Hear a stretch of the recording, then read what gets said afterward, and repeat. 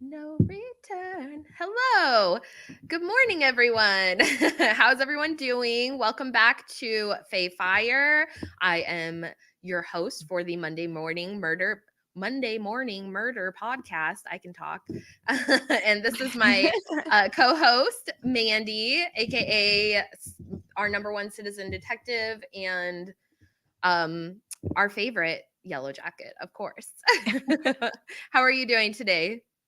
Hey, good morning. Good morning, all you citizen detectives, yellow jacket enthusiasts, and our tribe, our hive. How's it going? I'm doing good. It's raining over here. It's getting cold. I got my Peruvian sweater on. I'm just I love kind it. of feeling it a little, season change, but doing well. All in all. Well, good. Yeah, we're Mandy and we've been struggling through having colds and all of that fun stuff for the last few weeks, and it's just been a rough couple of weeks for us, but we are here for it, and we are discussing episode 2 called F Sharp.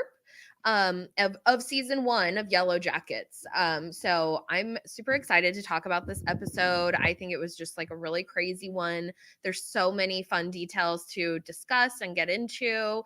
But one of the other really fun parts about, being here with you all is that we get to share with you sort of the updates that has been happening in the hive, I suppose, with what's been going on with the Yellowjackets off season time. And that's been really great because, for the last few months, while the actors and the writers were on strike, they weren't allowed to talk about any of their projects or anything like that. And so now they're just finally getting back to it. They're starting to post about things and post, pictures, and there's new stuff coming out, such as, Funko. They are releasing a Yellow Jackets line of their little, their pops, their little Funko Pops.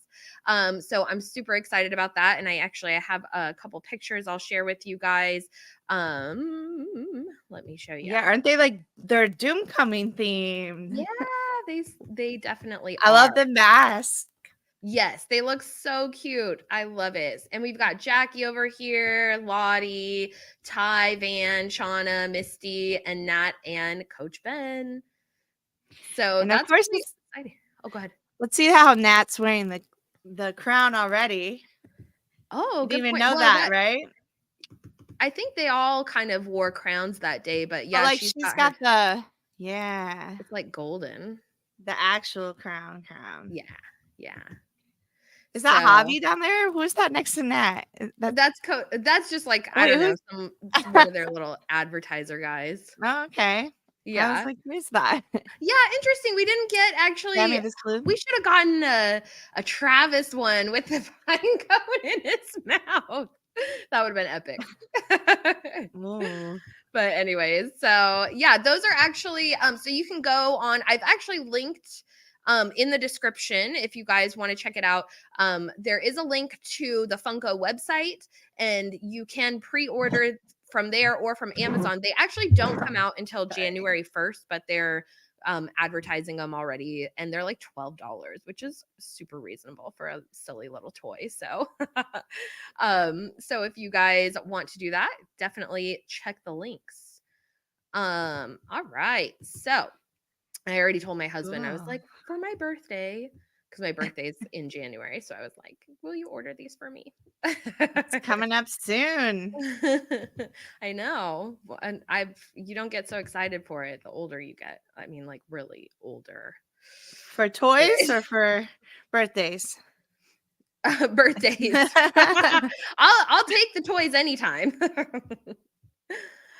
So one other thing I wanted to discuss, so since the strikes are over with and everything, we were told at the end of season 2, they've created the Cabin Daddy special. And that, we've all been eager. Oh, that's a small picture, so we'll keep it on this one. We've all been eagerly awaiting that. So it's already been filmed, it's already been made, and we were told during season 2 that would be released sometime between season 2 and 3. And so now that the strikes are over with, basically now is like the actual point in time. It's going to be between now and whenever season 3 starts, which hopefully is not going to be like a terribly long wait. I mean, of course, I'm assuming at least a year, but like, fingers crossed 2025 we're gonna get it. This is my presumption, of course, but hopefully sometime maybe in 2024 we'll get the Cabin Daddy special. That's kind of my assumption. It's already made, and they love to give us little like morsels. The Yellowjackets fandom, they're so good to us. So I don't know, I think it's something we can really start to speculate on, like when we're gonna get that, and just kind of start to look forward to it. It felt a little bleak there for a while the strikes were going on, because the actors weren't allowed to talk, the writers weren't allowed to talk about the projects and that kind of thing.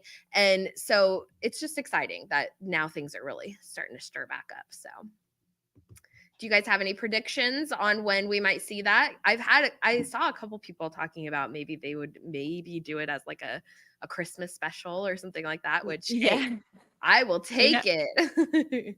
I love Christmas specials. I did with the Lip Bringers a whole litmus special. Oh, we made it an hour-long Christmas special on the Game of Thrones. So that's at Lip Bringers, but it was really good. That was fun.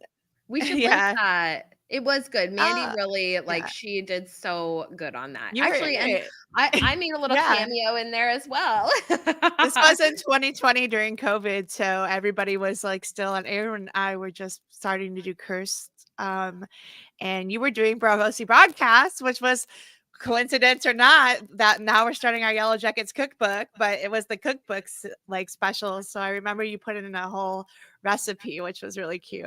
Yeah. And you did like this whole aria thing. Here's the little secret to I actually have never like announced this on any of my Yellowjacket stuff or on any of my other stuff. I don't know why I'm so secretive about it, because sometimes it's our old school stuff. It's like, I look at it like we're so embarrassed. Mm-hmm.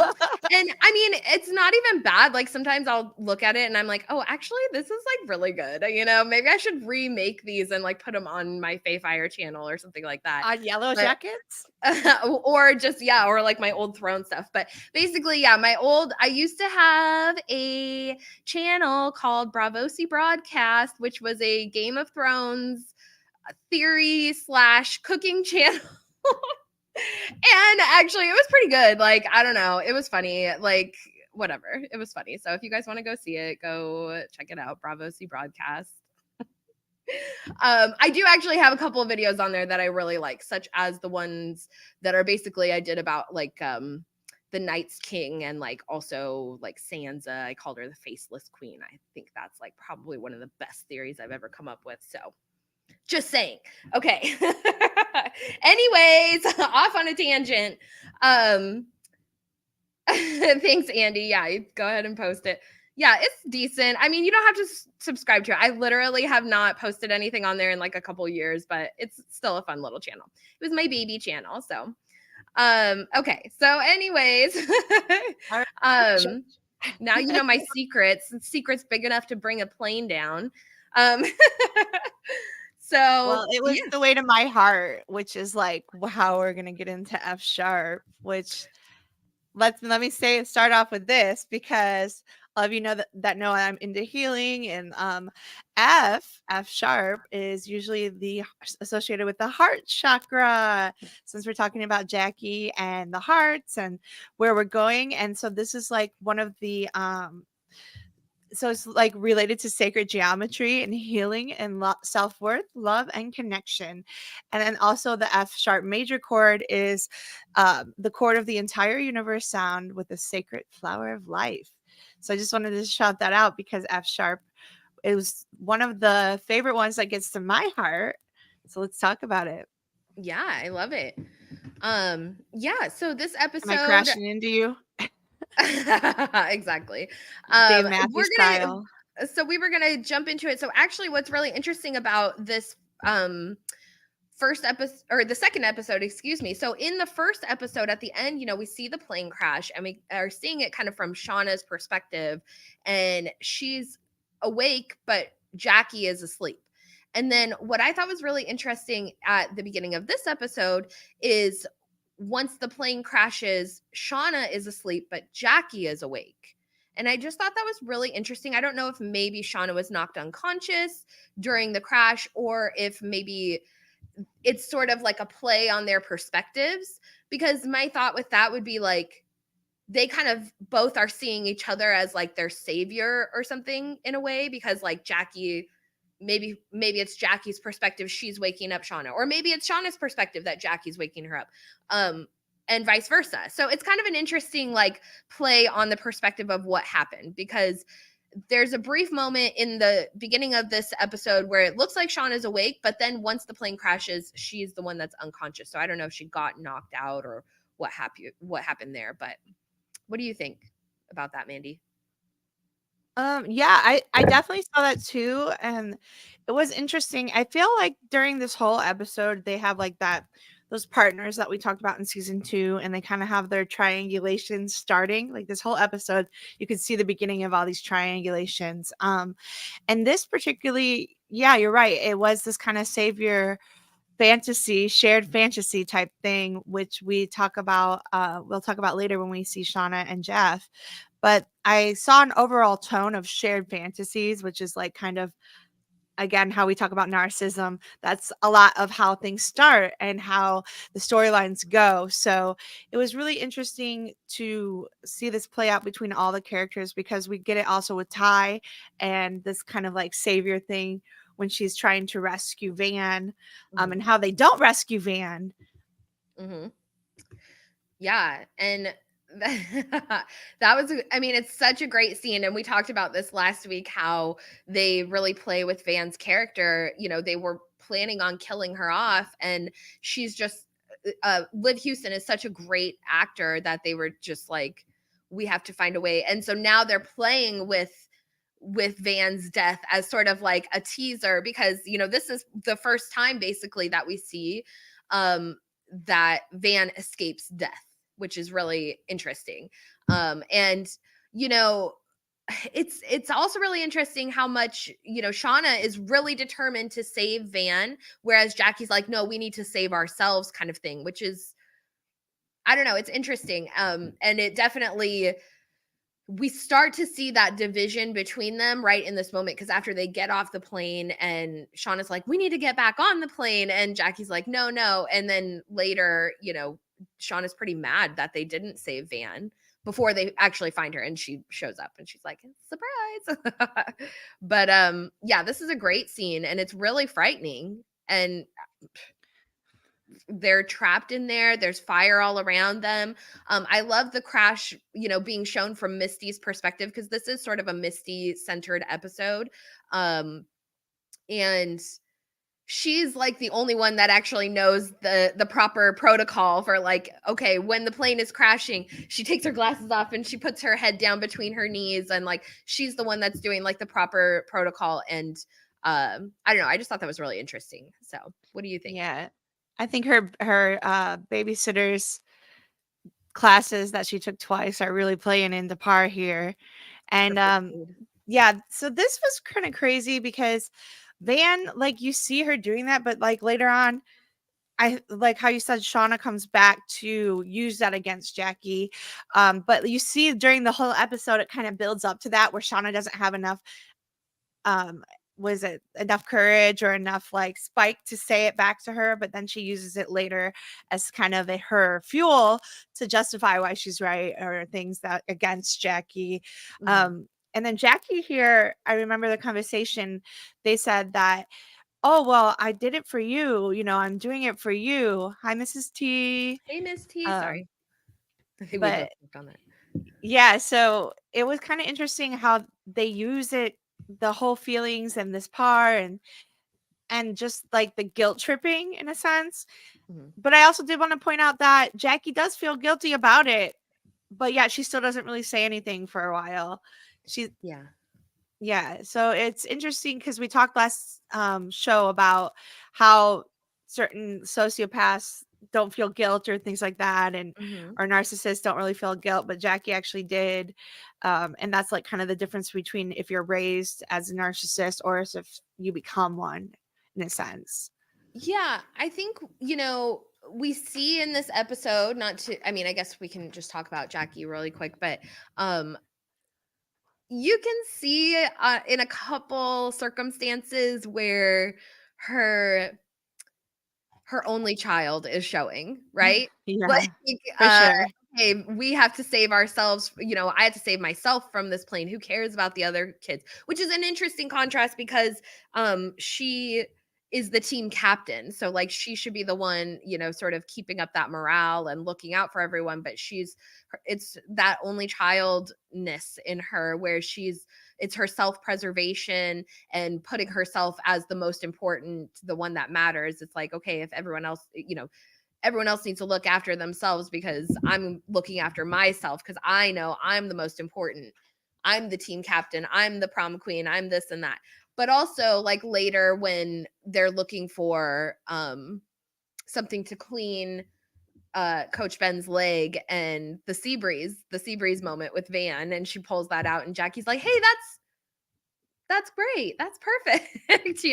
That's again, Yeah. like, that's her only child showing. She's like, "That's my stuff," kind of thing. And so, there is some of that with Jackie that shows. And one thing that's like a big contrast in this episode is we see how well it's emphasized once again how well these girls perform when they work together, because we see them when Coach is trapped under the airplane wing or whatever, and they work together, all of their strength combined, they are able to, save him from that moment. And so it's interesting when they're working together, they are so strong. But um those those little earthquakes, those little things that fracture them really, and it also, like, really highlights who is sort of the other in the situation. Who is the person that's putting themselves on the outside compared to the rest of the group? It's already happening and they literally just crashed.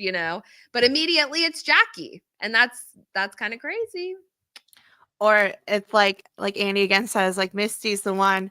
She's not just calm, but she's clear thinking in the crisis, inspired and passionate to put that knowledge to work. Like Mhm. Pythagoras says. What is the quote? Oh, Oh, it's opinion Plato. is He the says, wilderness. Oh, Plato, yeah, sorry. yeah, so opinion is the wilderness between knowledge and ignorance. That's Plato. Actually, what the actual quote is, and I love this because the actual quote is, opinion is the medium between knowledge and ignorance, but they change that word to wilderness. And I love that. So, and it works. I It love works perfectly. I love this too. There is something to be said for self-focused people choosing to be group-oriented, even if it is due to positive peer pressure, pro-social points. And yeah, that happens, but there's also like people who kind of use that they're self-serving. I volunteer all the time. I do all this because that's their form of like covert sociopath, narcissist type behavior, like the politicians, for example. So, I mean, it's all kind of we all have these things inside of us. It is in all of us.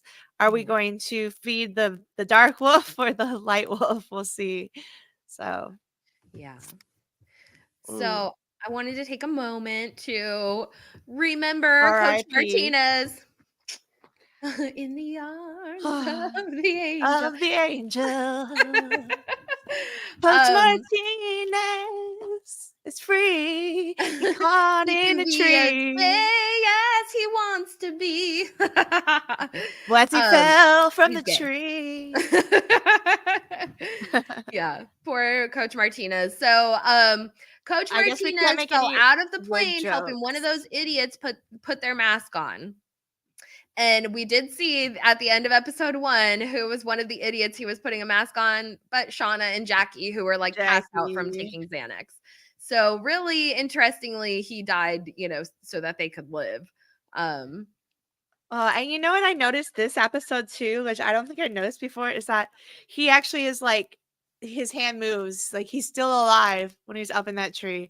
I don't I think he would have stayed alive, but he was still alive. I So I feel like, agree.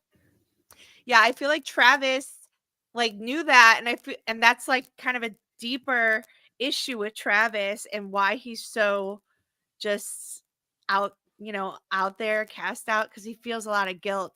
And then later on, feels guilt for Javi. So Mhm. that's deep. I was like, oh man, he was still alive. What?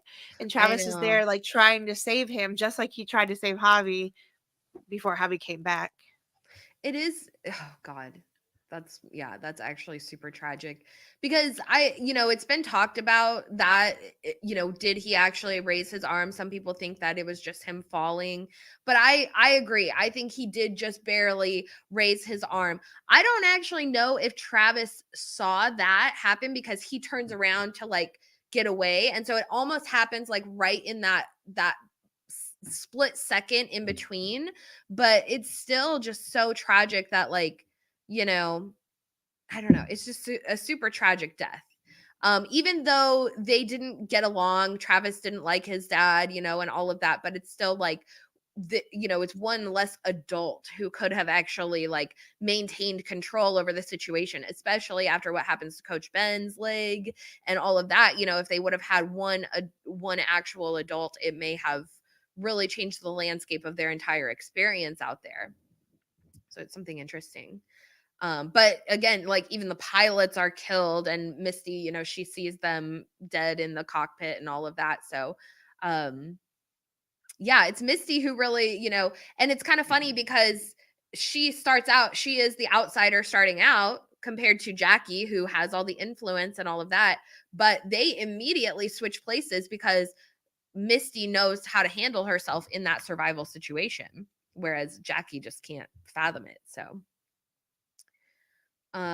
okay. So, Coach Martinez. Oh, you know what? There was one other thing I wanted to mention that I caught this morning when I was rewatching was I noticed that when the girls are trying to pry the plane door open, it really was reminded me of in the season 2 finale when the cabin's on fire and they're all working to try and break the doors down and kicking the door, and like then they go at it with the axe. Well, it's the same thing with the plane door. They're trying to get it open, they're trying to get out of there and all that kind of stuff. And so it's really, I was like, oh dang, that's like really good foreshadowing right there that I never caught. So loved it. All right, so let's see here. Who do we got next? Oh, okay. So Coach Ben. Yeah. So Misty, again, going back to her certain skills, her set of skills that she's got. It's interesting. She immediately, she's like, starts to look for adults, as we were just discussing. So she's the first person that's like, okay, we got to find an adult to like handle the situation. And I think she actually hears Coach Ben kind of hollering for help, and she goes and she finds him, and he's, in a really bad way. But then, all the girls come together, work as a team, and lift the wing off of there. And his leg is just spaghetti under there. It's really bad. um but Misty's medical rescue comes to the aid. She goes, she finds an axe, which would never be kept on a plane, post 9/11, maybe, I don't know. But she finds the axe and she does what is necessary, and she cuts his leg off.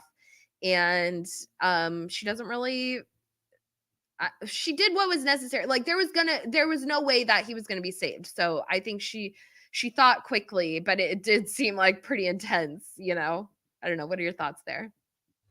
I mean, that whole scene is just one of the most cringiest scenes, I think, because you see like his leg is spaghetti, all the girls' reactions. Um, I noticed again their placements together, or who was alone, who was out. Mm-hmm. And this was like, I love her face here because she's just like, I'm in the game. Let's go. Next. Come on. We got this. And Missy is no longer on the sidelines. She's not the water bringer. Well, technically, I guess she is. She's like the life bringer here.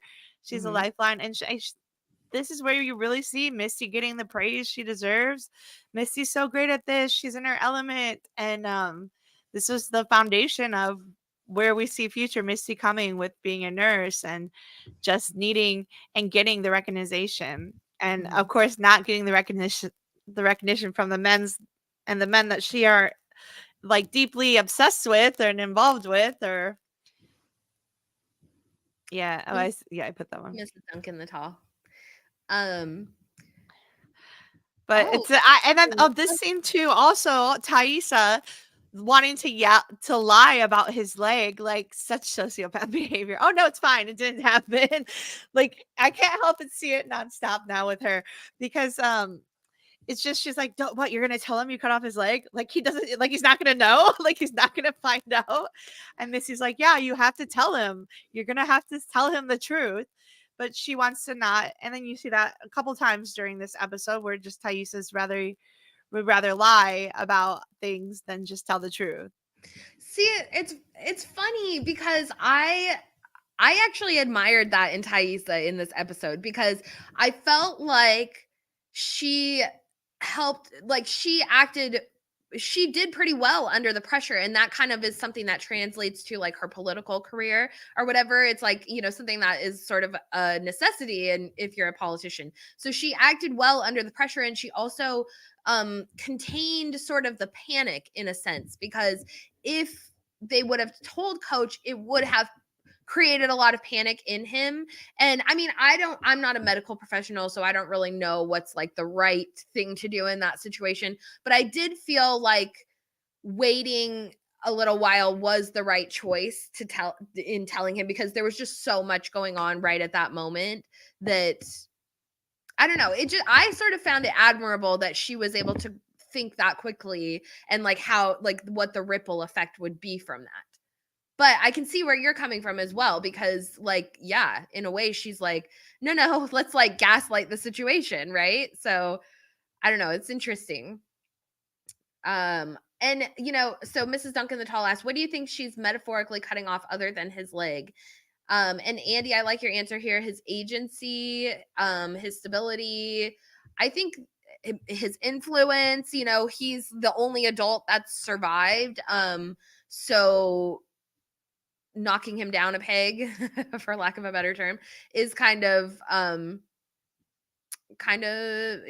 a way to even the playing field, although he still has influence, because we see that in future episodes. It's just like right now he's vulnerable, he's hugely vulnerable. So um I also was thinking about how Mari in these scenes, she's sort of like parallel to Coach a little bit, because Mari also injures her leg. I don't know exactly what she does, but her leg ends up being bandaged.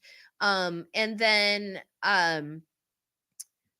but she also like she vomits when they cut Coach's leg off, which is like, I mean, kind of a natural response, but she's the one that actually does it. But then also she is always the one in future episodes that's always like standing up to Coach. Again, lack of a better term, standing up to him. But she's the one that's always like taking him on, kind of challenging him and sort of talking crap to him like after this happens. And so it's kind of interesting. There's something there that I'm sensing that's like I don't know. There's just something there that I think we should, keep in mind, pay attention to. So, any further thoughts about Coach, Miss Mandy? No, my Bluetooth was going in and out too, so I kind of missed some of what you said. So Oh, I'm sorry. we'll just move. No, it's not your fault. It's my fault. So, but we'll just roll with it. We'll roll with What she said. What she said. exactly. So this is just getting into Jackie's stuff. We kind of talked about her, and sort of her only child kind of thing. One of the other things I caught as well is, when they're in the plane, and again, going back to like the perspectives, when Jackie is waking Shauna up, she's like, wake the fuck up. She's jerking her around, trying to get her to wake up. It was so reminiscent to me of, again, going back to the fire, the finale for season 2. It's Shauna who finds the fire. It's Shauna who's awake while everyone else is asleep. And so she discovers the fire. And so it's kind of like a parallel to this, where the plane's on fire. She's like, wake up, wake up. And also another parallel to when she actually goes unconscious after she has the baby. And it's Jackie's voice that wakes her back up. So it's interesting, like that it's all there just this early on. So I don't know what you guys think about that, but I thought that was rather beautiful. So So Jackie leaves Van behind in the plane, and she is feeling kind of guilty.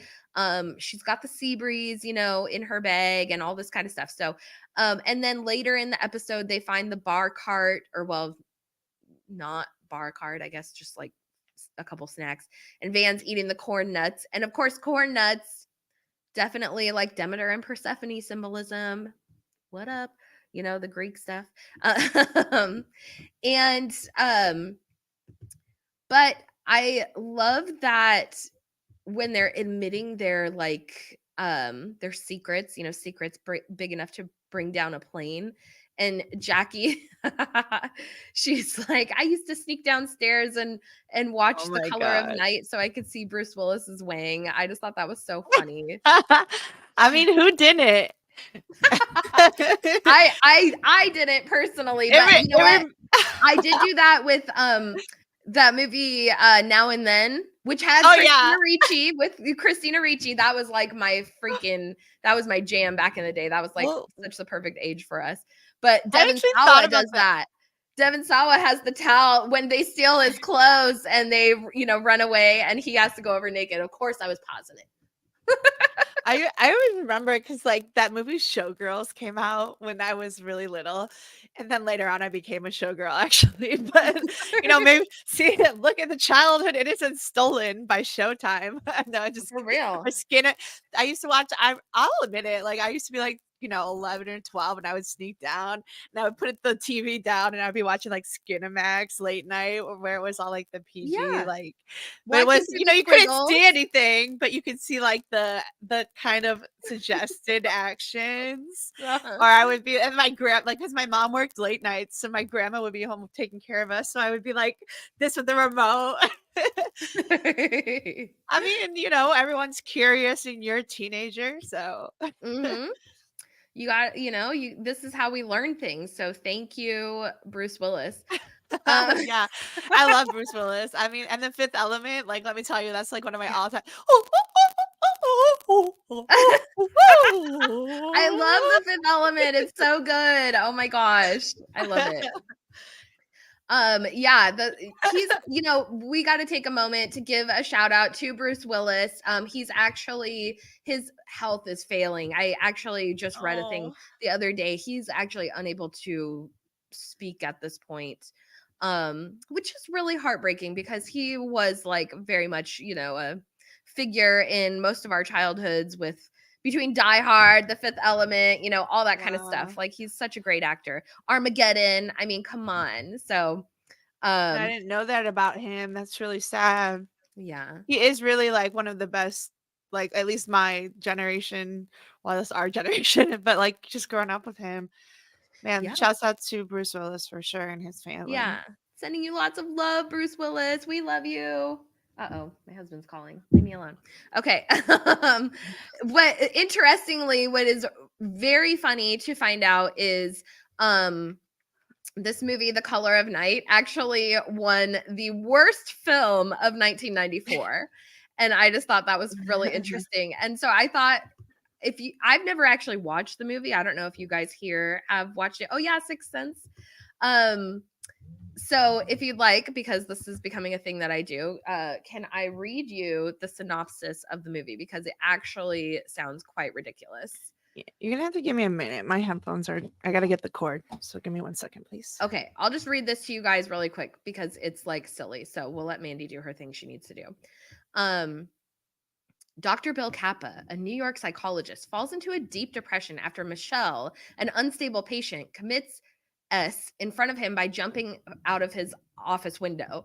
The sight of the bloody body clad in a bright green dress, ooh, this is reincarnation vibes, causes Bill to suffer from a psychosomatic color blindness, taking away his ability to see the color red.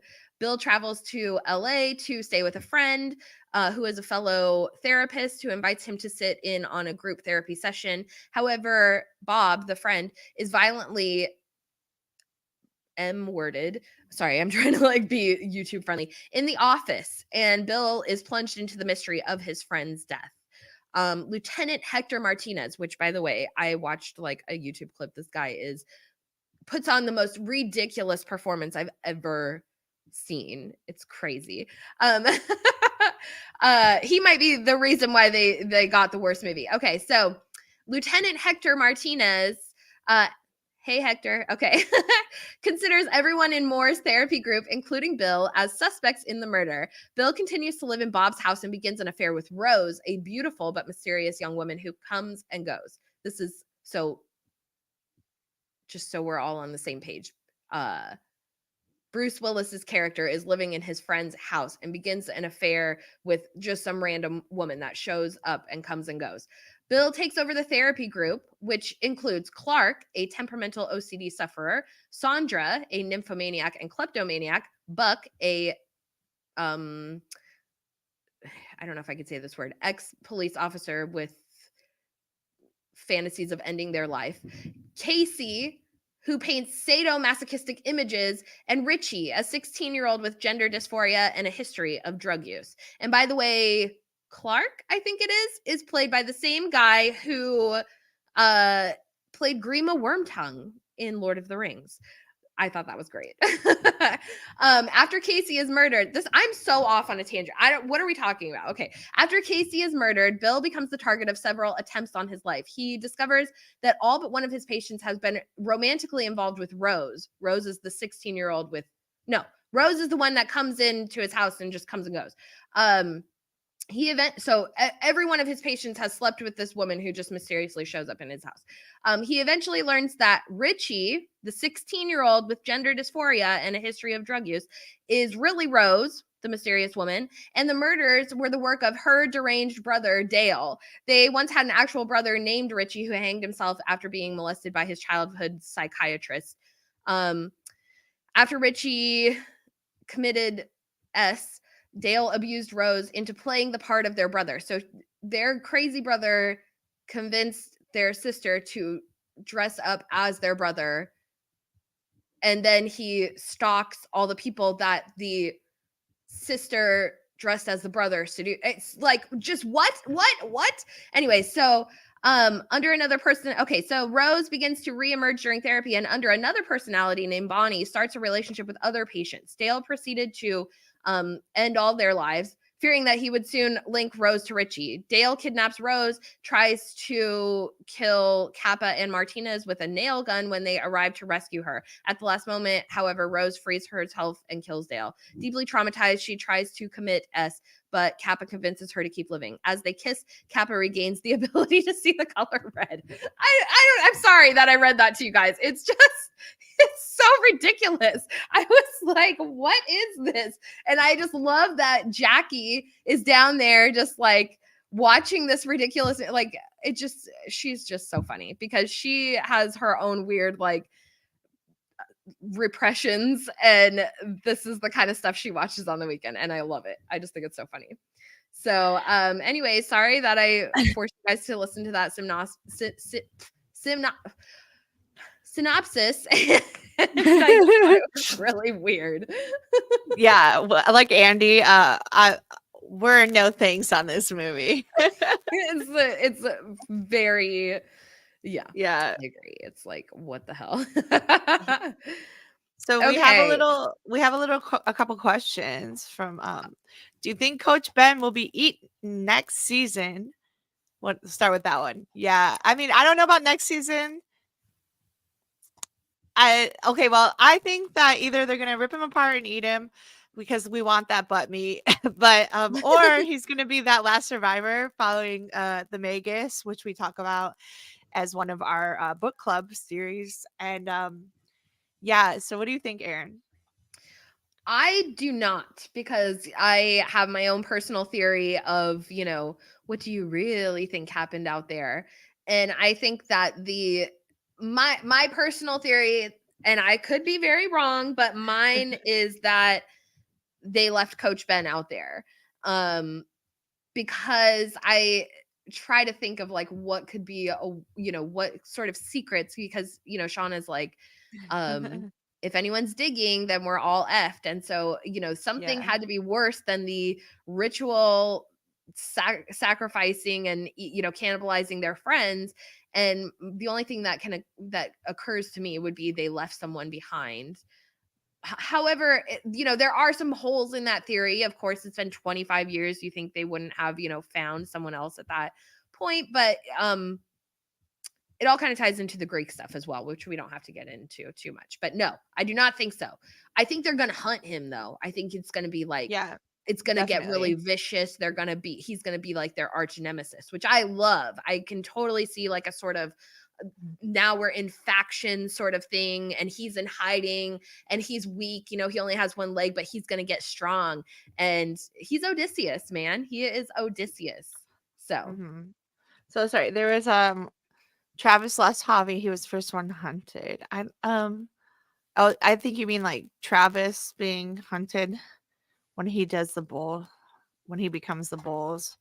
That's like, so when their eyes turn black, there's like a whole spirit of Jezebel thing that goes with narcissism, and that whole scene that's like that I was reading about. And it follows some of the books in the Torah in the Bible. So there's like a whole spirit of Jezebel that kind of follows that scene. If you want to look into it on your own, but I'm not going to go into it here. And then following the pattern, will Misty have to put her unrequited love aside in order to survive by eating Coach Ben? I think that she wants to eat. She would love to eat Coach Ben, probably. well, that's Misty, the where you thing. It's been? like, yeah, I mean, they have a weird relationship because I think she does have like unrequited love. And I think that, you know, I really think she was very earnest in that moment in season 2 where he was thinking about jumping off the cliff. And she was like, Yeah. I can't have any more deaths on my hands kind of thing. And I think she feels very responsible for Coach Ben. I think that's just like her natural instinct, even though she sort of has like, Munchausen by proxy tendencies, for sure. But Yeah. I don't know, because Well, we we definitely. saw that moment with Nat when they're younger, and like the whole thing with Javi where she was like, listen, if you save Javi right now, they're still gonna kill you. But if you let Javi die, they will, you're out of this. Like, you cheated death, basically. And so she has the ability to sort of make those distinctions in a sense. So I don't know. It's Misty is such a wild card. That's the thing, and that's really focused on in this episode. She's such a wild card. It's really hard to predict what exactly her move is going to be, what her motivations are, why they are there. And what's great, especially after having seen through season 2 and all of that, but going back to these first couple of episodes where it was, Misty was really creepy and questionable in those first couple episodes where you're like, what is her deal? Like, she's out, when she's out on the date, and then like when Nat comes to her house and she's like, hello, Misty, you crazy effing bee. And like that, it's like, what happened? What did Misty do to establish her as the person that's in someone's phone that says do not answer? Like, she always was the outsider, but she also proves to make herself valuable. So it's just like there's a lot of unanswered questions with her. But yeah, so anyways, all right, so let's Shit, get is back. Missy a chaos pixie? I guess so. She She definitely must is. be. I mean, it could. We talk about it too. It could be her autism. I personally think she's high functioning autism because I see a lot of the same behaviors and traits. I don't know, Aaron. Do you put me as do not answer in your phone? I'm No, sure. I don't think I Look, have anybody as that. I got haters. I'm sure that there's somebody somewhere that has me as that. So We all got haters, we all got the evil eye on us from one person or another. That's why I never like reveal my projects to the I world, because know I've all these. And we talked about that too, actually, the Mhm. evil eye with the eyes on the trees, about how there are monitoring spirits out there. Hey, Totally. maybe our fandom here could be monitoring us, our monitoring spirits. Hey, let's have a Andy. drink. It could take 25 years for Ben to get out of there on his own if he didn't get a ride on the rescue plane.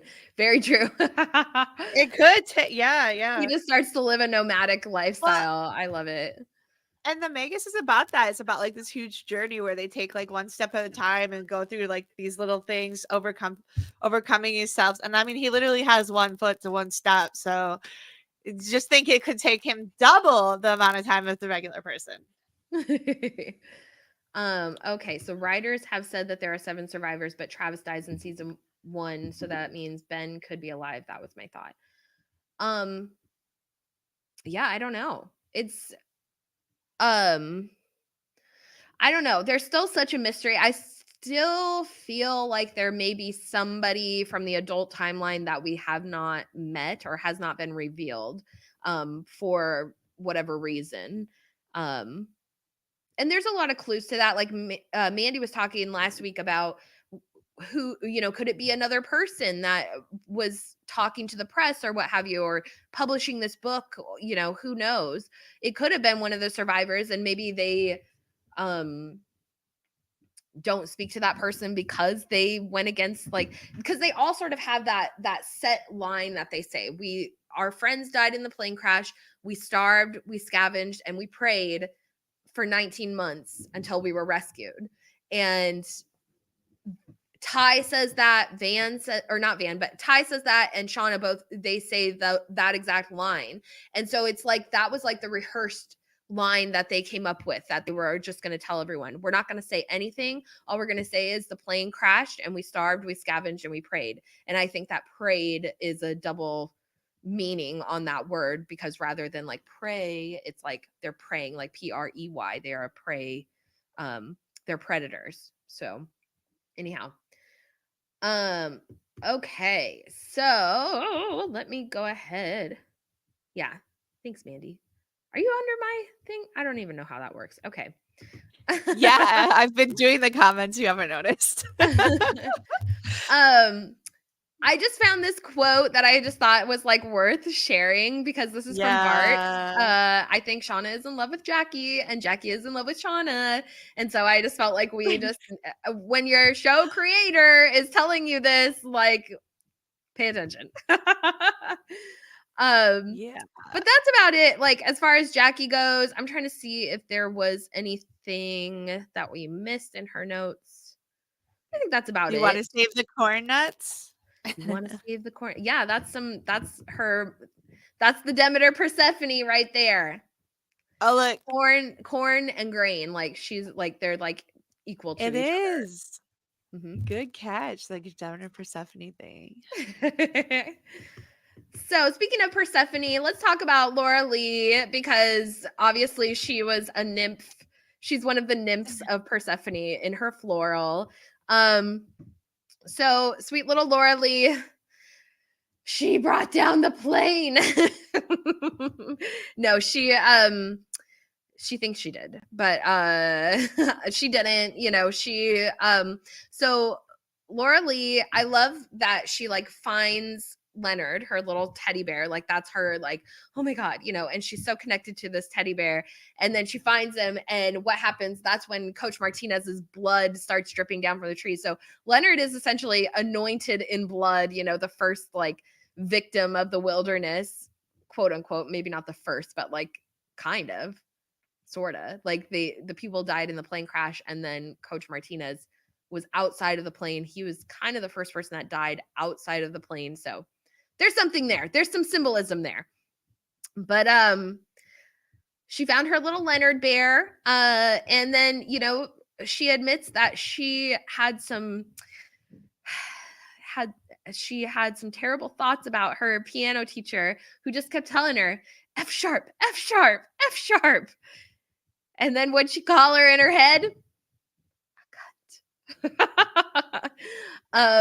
So all the girls got a good laugh out of that. And I love it because it kind of initiates the sort of secret sharing around the fire. They're like, okay, so what's your deepest, darkest secret? And they all kind of start to share and bond that way. But that's also part of like the mysteries. That's part of your ritualism. You're making confession, you're confessing your darkest secrets. So there's something there. It's their first night out there, and they're already participating in ritualism, whether they realize it or not. So, any thoughts on Miss Laura Lee, Mandy? I know there was Um, something yeah. very exciting that happened the other day on Oh. Twitter that you posted actually before I did. Yeah, that they have a official Laura Lee playlist Mhm. curated by Jane Woodop and Spotify, and I saw that. I'm not really on Twitter that much, but I happened to go on at that moment, and I was like, "Dope! This is awesome." Yeah. Yeah, I think it's really cool that they're doing all these Spotify playlists for each character. So Mhm. that Well, one is and here. It's in the she link, right? You yeah, put I it in put the it in the description. description. So, Awesome. and yeah, she curated it herself, which I love because I don't personally know all the songs on there. I haven't actually gotten a chance to listen to it through, but from what I understand, like I saw a lot of people commenting on it and they were like, "Oh my god, this is so Laura Lee," and just so like thoughtfully curated. And so I love that she did, spend the time, and then she's the one that's posting it, sharing it on socials and that kind of thing. So, I love it. And Jane Widdop actually also just had a new movie coming out, or already came out just a couple days ago, I think on the 10th. And we talked about it briefly last week. It's called It's a Wonderful Knife. And it is a Christmas themed horror movie, which actually just I think looks awesome. And so definitely go and check it out if you get a chance. I live on an island in Alaska, as many of you know, so we have a movie theater, but it's one room, and so they only show like one movie per week, and we have no determination on what movie that is. So I really doubt they're going to show it here. But if any of you guys go and see it, definitely tell me how it is because I am very excited to see it when it comes out on streaming or what have you. On video at Van's store. So I wanted to just like share something a little bit because it has like, well, we wanted David Lightbringer. That's a friend of ours, and if people want to hit up more about people dying in trees, David Lightbringer for some Odin info. I mean, we're gonna talk about some of that stuff too later on, but I wanted to share because I did this recently, and it was on that where with the tree, and then we got like little blue jays coming out. This is all the chaos spirals. I'd color with my son. So then we have like the little people in the faces in the trees. Anyway, and this is supposed to be me, the wind. This is my I mom. love it. Yeah, my mom's not doing so well. So this is people are dying all around. So but anyway, this was kind of like a little outfit Santa thing I did. Just some fun. I love People it. dying in trees. Family trees. Whatever you want to do. I just actually, you know what? Well, we won't And have to. and actually I it's like the actually posted chaos. of that yesterday on Twitter. Yeah, it's like all spirals, so I made it all like chaos spirals. So we'll talk about a spiral pixie. Here's my sisters and the 1 and 2. Just kind of fun. I love it. Yeah, I've been getting down with colored pencils. Heck yeah, Mandy's very artistic. She always sends me Oh, pictures of her cool stuff that and she's working. actually, the Hanged Mandy, I've been doing this one recently. I'm still working on it, but it was kind of Cool. like the dark night of the sea. So I don't know I if I like can show my but the Hanged Mandy, and then like you my know her hair is the booty is flame. way bigger than that. It kind of maybe, Not yeah. in like a fat way, in like a juicy way. And then this one is my note, like my indigo child, dark night of the soul, with the cosmic eggs that are breaking. Heck Everything's yeah. broken. We love Just having cosmic. some fun. I love it. Here we go. Andy, thank you for sharing that. All right. So let's see. So moving on to our other intuition lady besides Miss Mandy. We have Mhm. Miss The Elane. shamandy. That's what you want to call me. Yeah, Shamandy. Yeah. Um, Because let's I'd see. be into that shaman character, which is our Lottie. Yep, it's very true. Where is my notes on Lottie? Okay, here she is. Okay, so Lottie, she's I mean, so basically her main thing is going on in her younger timeline is she's looking through all the bags, and it's so cute to see Lottie out there because she's like wearing her little pink dress and she's so confused in the background the whole time. She just doesn't know what to do. She's just like, this is Lottie the entire episode, just like confused.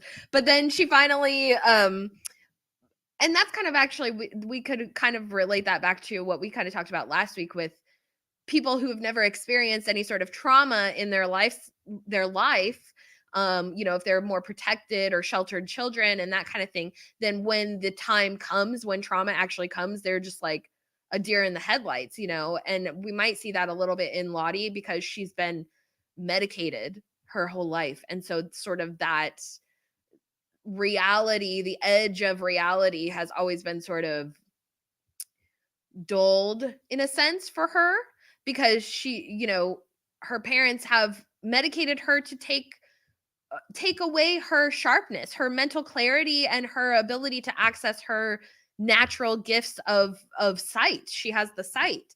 And so I don't know, there's something to that, I think. What do you think about Miss Lottie this episode? No, for sure. And there's a lot of historically like people, and Carl Jung too. He studied people with schizophrenia and about their existence, and is how they see certain pictures and things that connect them to the spiritual realm. Hear sounds or voices that they're more connected in a sense. So we talk about this a lot before, but it is something that with Lottie, because she's on schizophrenia pills, Mm-hmm. and we see that her parents have like tried to control this in her. And so this is like the first time she knows that she's running out. We get the kind of sense of that. And it begins that kind of traumatic toll with her, which is like, do I need the pills or not? Do I need the pills or not? And I love that last picture. It reminded me of a dress I had in the 90s too. But she's just and she's got her little box there too. If you want to compare to Misty's, I'm pretty sure actually I did have that exact kind of white overlay. But she's got her little pink box, not the black box, but this is her That little dress, pill box. you know what? I love how like Lottie's all proper and like whatever, but after she's out there, this dress starts to look so Courtney Love. Like, Yeah, tell me I'm wrong. She's got that like what do they call it? Kinder whore, I think is the style that they call it, because now she's all ragged and like ripped up the and stuff. half I black love nail it. polish. Yeah, I love that. That's the norm for me. Even Travis right here, look at him, look at her. He's like my goddess. Like, Yeah, I'm telling you. that is true. But So yeah, this so is the she's box thing. yeah, Let's she's looking talk for about that, all of Aaron.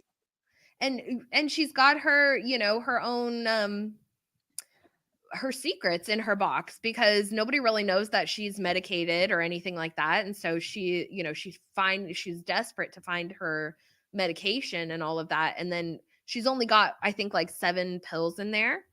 Um, so yeah, I mean, that's the tone that's set right from there. You've got about a week's worth of medication, and she's probably not like thinking to herself that she should maybe like try and taper it out or split it up or something like that. I don't know how easy that would be to do, especially because they are in capsule form or whatever. But where's my mind going? I don't know anything about anything. Where Okay. is my mind? Where is my mind? But we Yeah, I get don't think the so. Like, wonderfully classic Lottie reveal during ugh, this big secret reveal. I steal clothes from TJ Maxx and then I return them, and then I have thousands of dollars of TJ bucks that I never spend.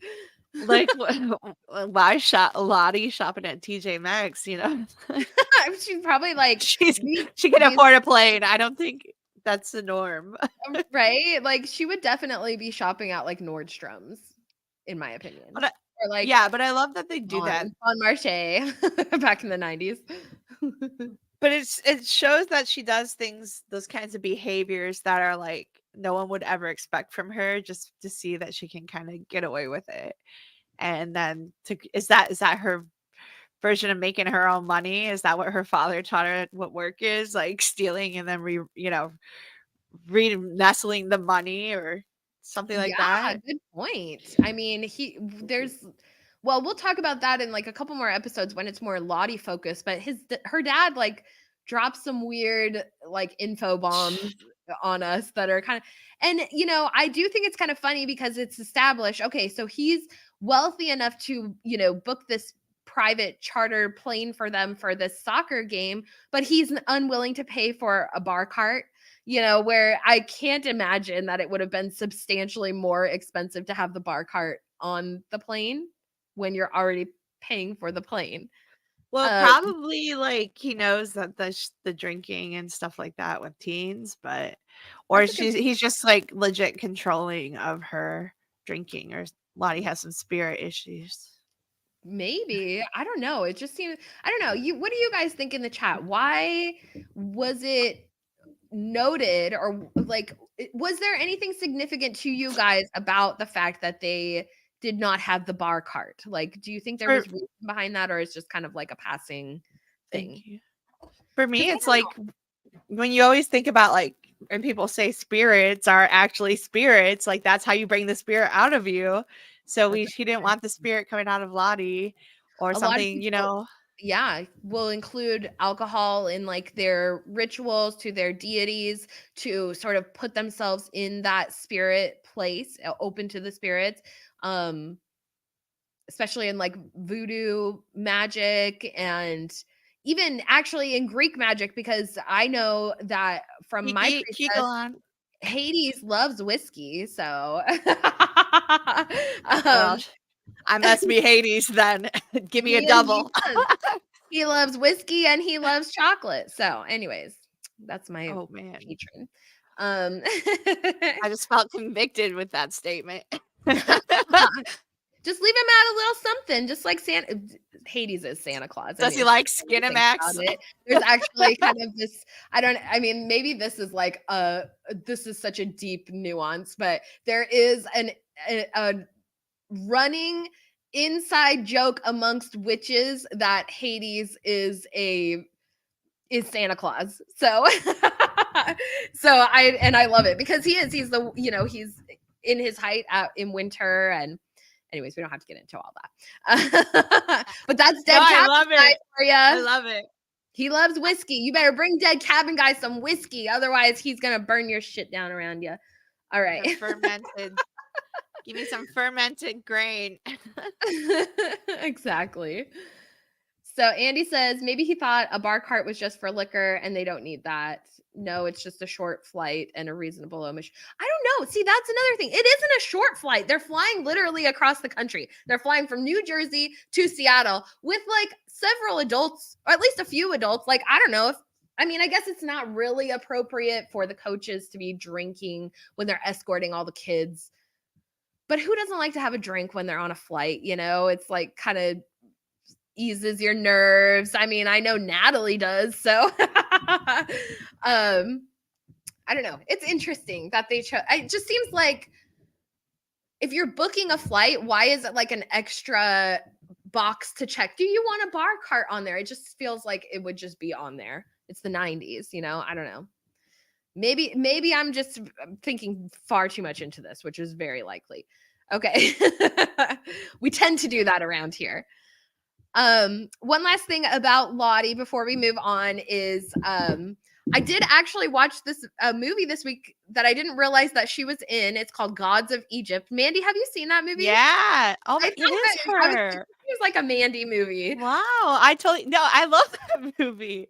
Actually, yeah, I love it a lot. It's So, really good, and she's in it, and she plays Zaya in there, mhm. and she's She's so beautiful. sweet. Yeah.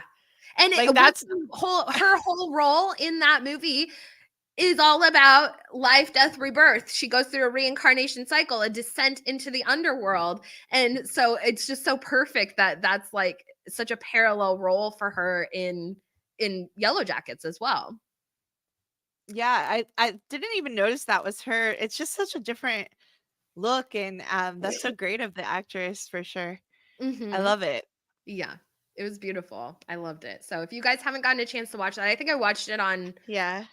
Pluto or something like that, which had Yeah, so many freaking commercials. Oh my god, I was like, "What year is this?"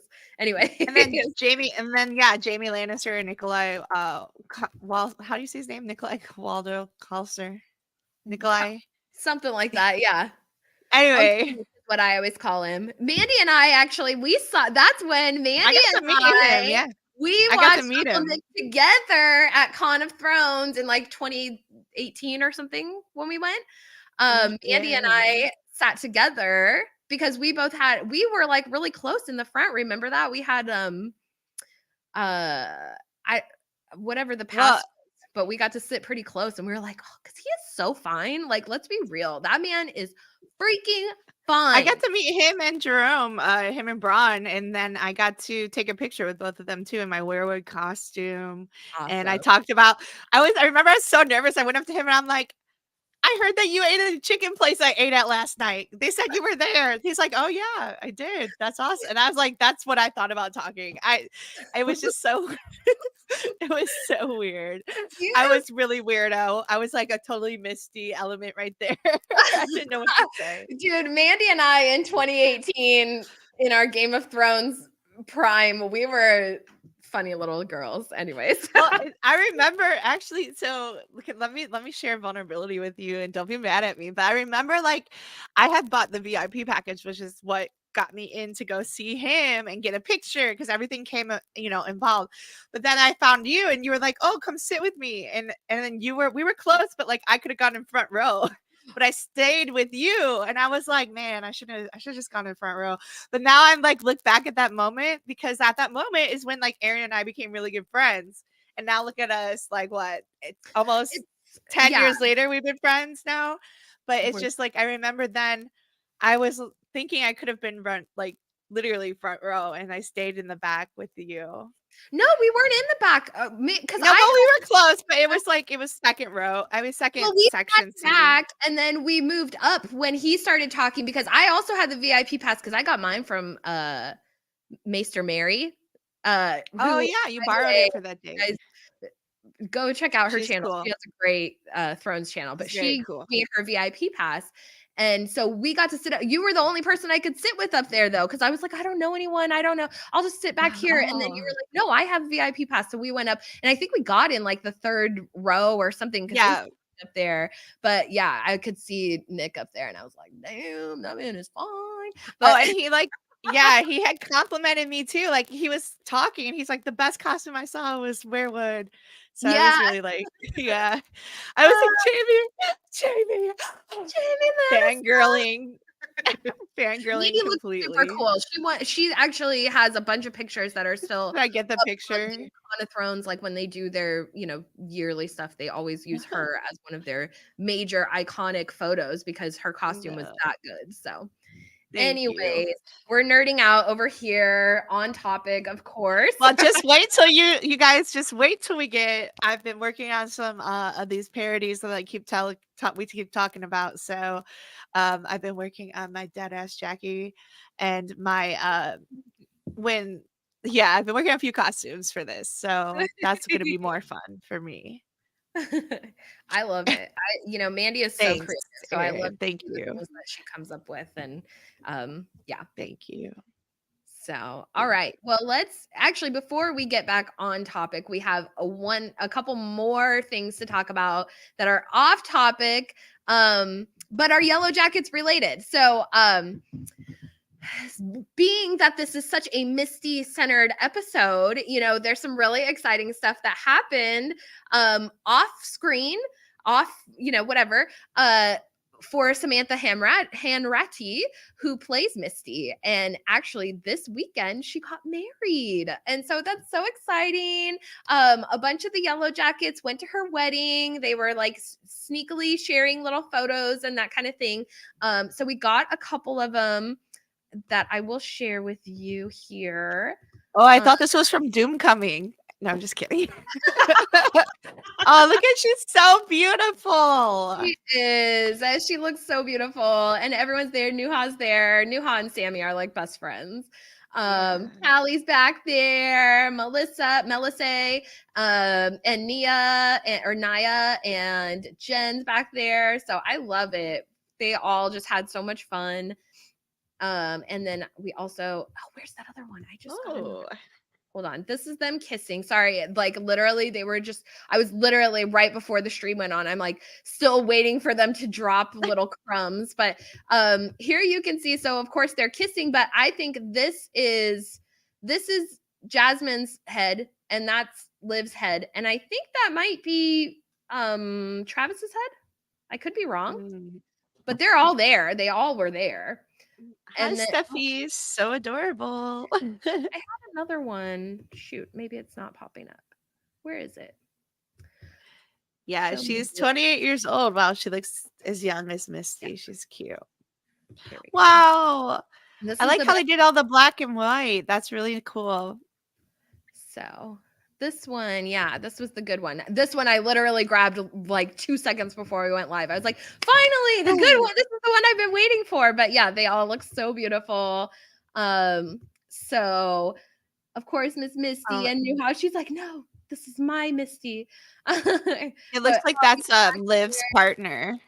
I The swear to Liv's God. partner. Okay, I'm putting this out here right here on a live stream. My behind the scenes theory is that Oh my. anyways, I'm terrible. Wait. Okay, so we've got Liv over here and a couple of the extras, extra survivors that are always lingering around. But yeah, I love it. They all look so beautiful. Look at Coach. He's taking a knee. Who's behind Coach? Who's that? Is this? I swear they're messing with us. But yeah, it was gorgeous. So, anyways, we're very happy. We're very happy for Misty, for Samantha. So, congratulations. You see how like Crystal's hanging on to her? Like that's messing with me. Like, does Crystal even exist? Is she figment of my imagination? Drop Dead Fred style. I know. Drop Dead Crystal. Oh my God. We should make a parody to Drop Dead Fred, but Drop Dead Crystal and Misty. Oh my gosh. Drop Dead Misty. Totally drop dead off the cliff. For real. That was a 90s, classic. Mandy's ultimate theory is that Crystal is not real. Yeah, there's Misty is part of the precipitation of the water theory. It's part of the precipitation cycle. Her, Crystal, the new Misty, Walter, Poseidon. There's something there. There's something there. She hasn't convinced me, but I like her enthusiasm. She looks really great though. But yeah, we're so happy. So now getting into it, which by the way, another wonderful thing I caught about this scene. Okay, it's locked in the storage closet. The theory. What's that? The theory's locked in the storage closet. That's what it is. So Misty I love the little details in her room here. Like she has the Lips phone, which of course that a reappearance in season 2. She has like these funny little things on her mirror. I noticed that she has like a little picture of Jonathan Taylor Thomas and also of Leonardo DiCaprio. And I just love that because I'm like, oh my God. Personally, I was a Hanson girl, but I had a friend who like we would trade our posters. Like, I'll give you Leonardo DiCaprio posters, you give me your Hanson posters, and we would like make trades. And so we have the whole like that whole Teen Beats magazine. It was just all of it was posters, and you put it all over your wall. Mm-hmm. And then she has the cat sweater, and then also the yellow, like the same coloration of her house when she grows up too. So. Yeah, and her bedding is yellow, like it's all Yellowjackets in a way. Like, yeah, she's so funny, and she's just so like. It's just such an interesting scene of her with the girls calling her and like teasing her, and it's just so like perfect. It's so perfect of like stereotypical like experience as a young lady and prank calling people and that kind of thing. And of course, Misty's sitting at home; she's by herself, and the other girls are having sleepovers and that kind of thing. And so she's all excited when they call. And of course, they just talk crap to her. And it's like, be nice to Misty. Look at her. She's adorable. So let me see. She is adorable. Sorry, I'm just reading through my notes for her. And then I love the Misty glasses, like your new glasses. Oh my God, she has had those same glasses forever. She likes the clear ones. See, it has to do with the Misty and Crystal. Like, there's definitely something to it. Like, just I'm telling you. Yeah, definitely. I agree. It's in All the right. basement.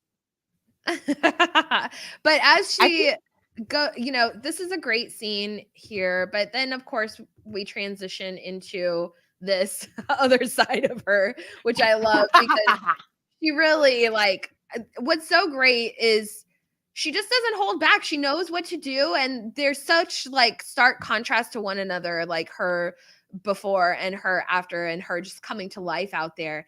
One thing I would mention, Misty, I know you've been through the Red Cross babysitter or first aid or what have you twice, but next time maybe tourniquet the leg before you cut it off. Just saying.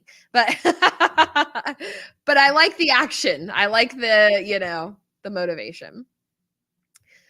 We've mostly talked about all the kind of stuff. Really, I just thought it was notable when she goes and she cauterizes Coach's leg later that night, and she says, "I had to stop the bleeding for good." And it just seems like a really standout line.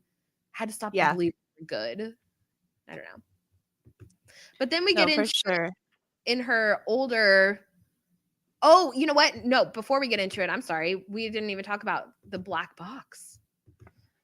So this is the episode where at the end of the episode, Misty, she goes to sneak off and go potty in the night. And it's after she's already, dealt with Coach's leg and all that kind of stuff. And she finds the black box. But right before she finds the black box, of course, she overhears, I think it's Mari and Van walking and talking. And they're saying how they would never have made it without Misty and the things that she knows. And so, she immediately her knowledge becomes very center stage and something that they're relying upon. But so Misty decides to break the black box when she finds it, which really in reality, I don't think would have broken quite so easily, but hey, it is what it is. It's more in the action of doing so. There's a lot of okay, well, the plane probably wouldn't have had a transmitter. I think in order for some kind of transmitter to kick in, it has to go underwater or something like that. And also her just bashing it into a rock. I don't think she would have been able to break into it quite so easily. And also the noise that would have happened when she's trying to break into this metal box, and she can't be terribly far from the other girls who are just sleeping around the way. So you would think they're out in the wilderness where there's no other sounds.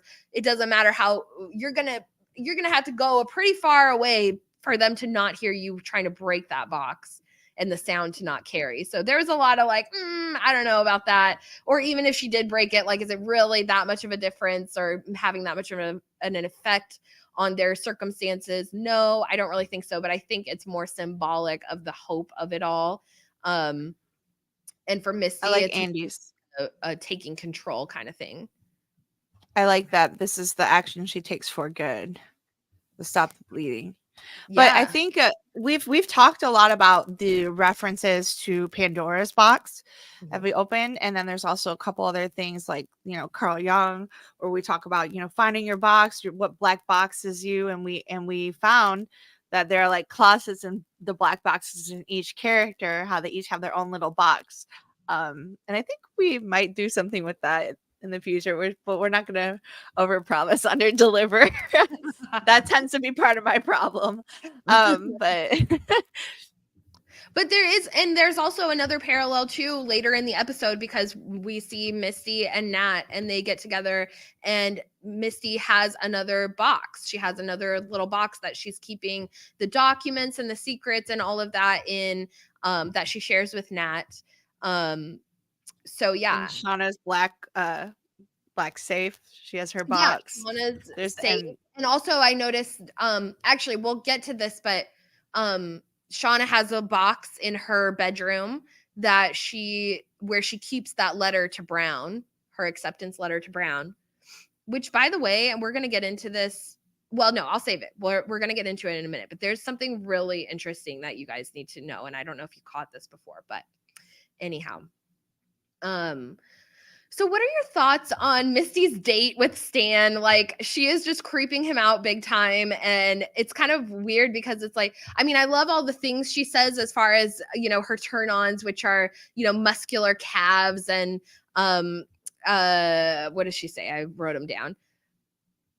I can't remember. But anyways, muscular calves, Oh, bubble baths, walks in the rain, tra la la, escalators, knuckles, steamed clams. Like all of these things are weird. steamed clams. It sounds a little bit, Mm-hmm.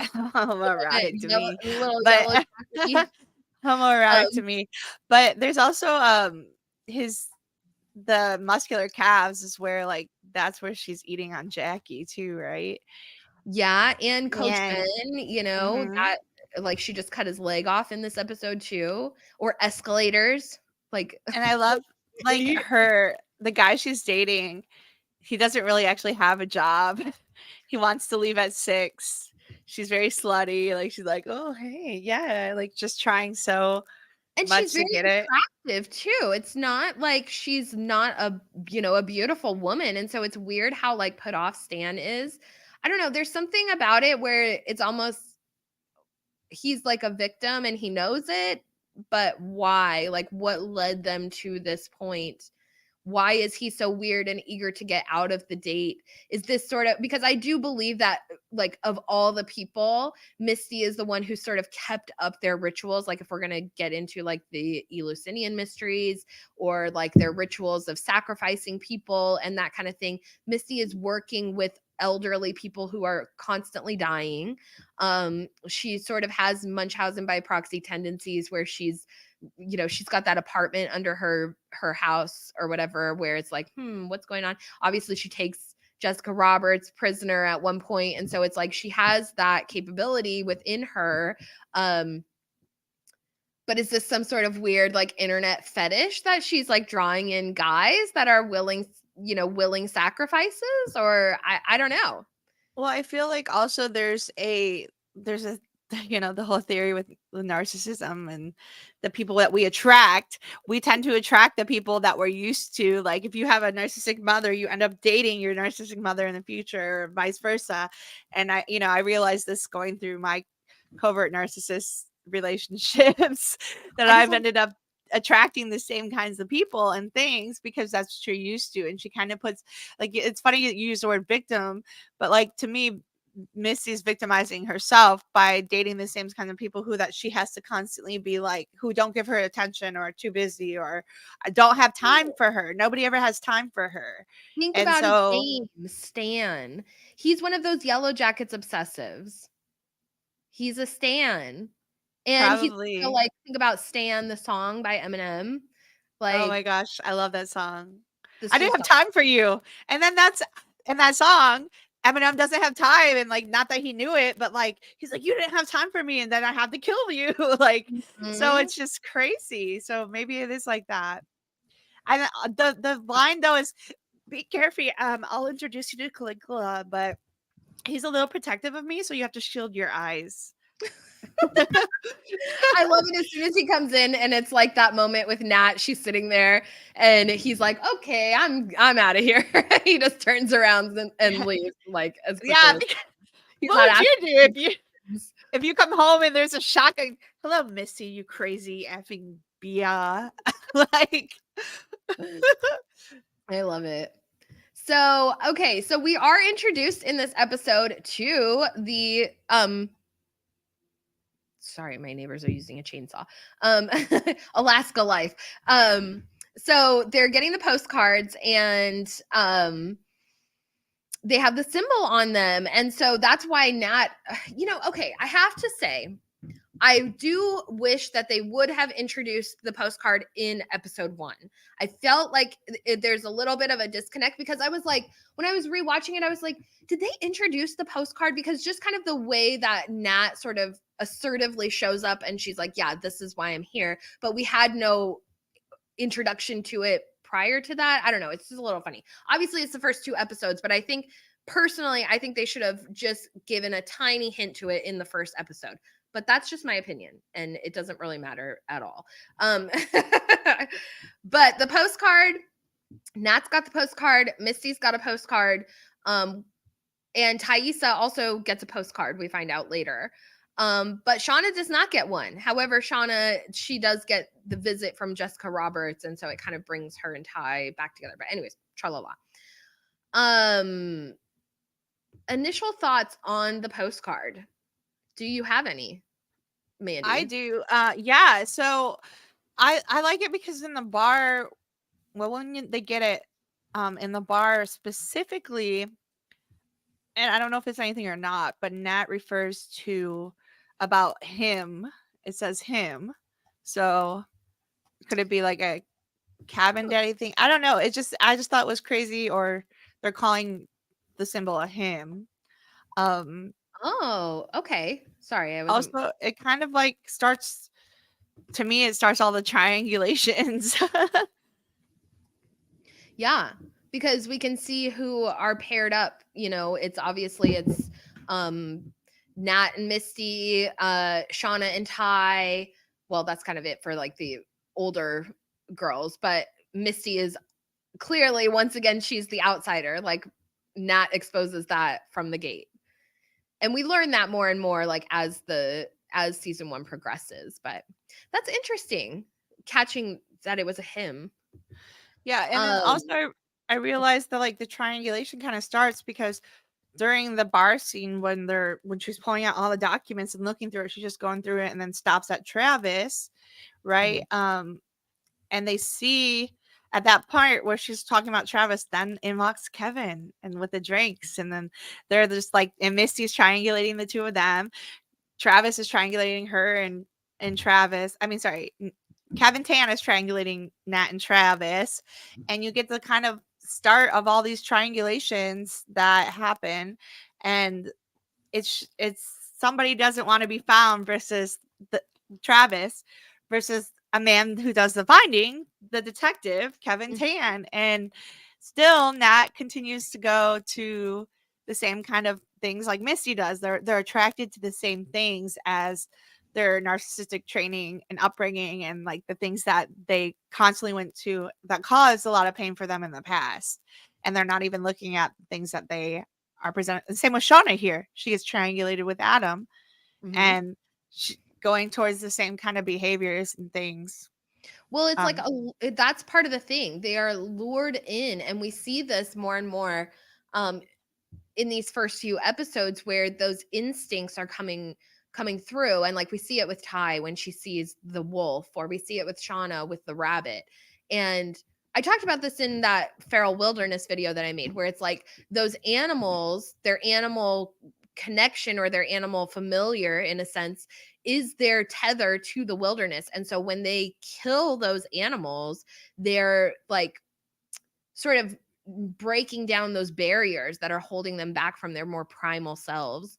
And so there is the question, especially like with Adam, and I think with Walter also in season 2, where like, what the heck, where did they come from? What's the source of their like interjecting themselves into these women's lives, and what was the point? Is it to trigger them to bring out those wilder impulses? Adam knew exactly what sort of points to hit on to bring that out of Shauna, based on like her sort of repressed lifestyle that she'd been living, where she's not accessing those wilder parts of herself. So but yeah, so we'll get into that more and more. But I love Misty's box here. She's got a bunch of documents. She's got Ty's, her running for Senate, and she's got marriage certificates for Shauna and Jeff. And this is Callie's birth certificate here, which Good citizen detective work. Yeah.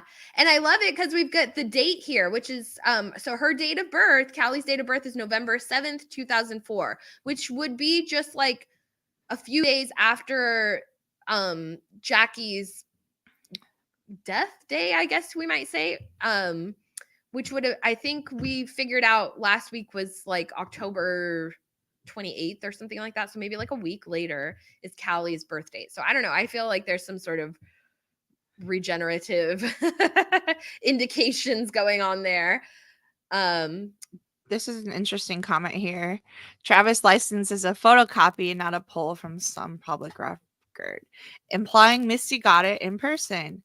I mean, that could be, or it could just be like a photocopy of a photocopy. But I like the idea that Misty got it in person. That's fun to roll with. Yeah, to That's interesting. triangulate Well, with. especially because she has her connections with like the hackers and that kind of stuff too. So maybe she had somebody hack into like the DMV. She had the other guy hack into like the police records. So I Yeah. mean, how difficult would it be to hack into DMV records? I mean, I But don't know.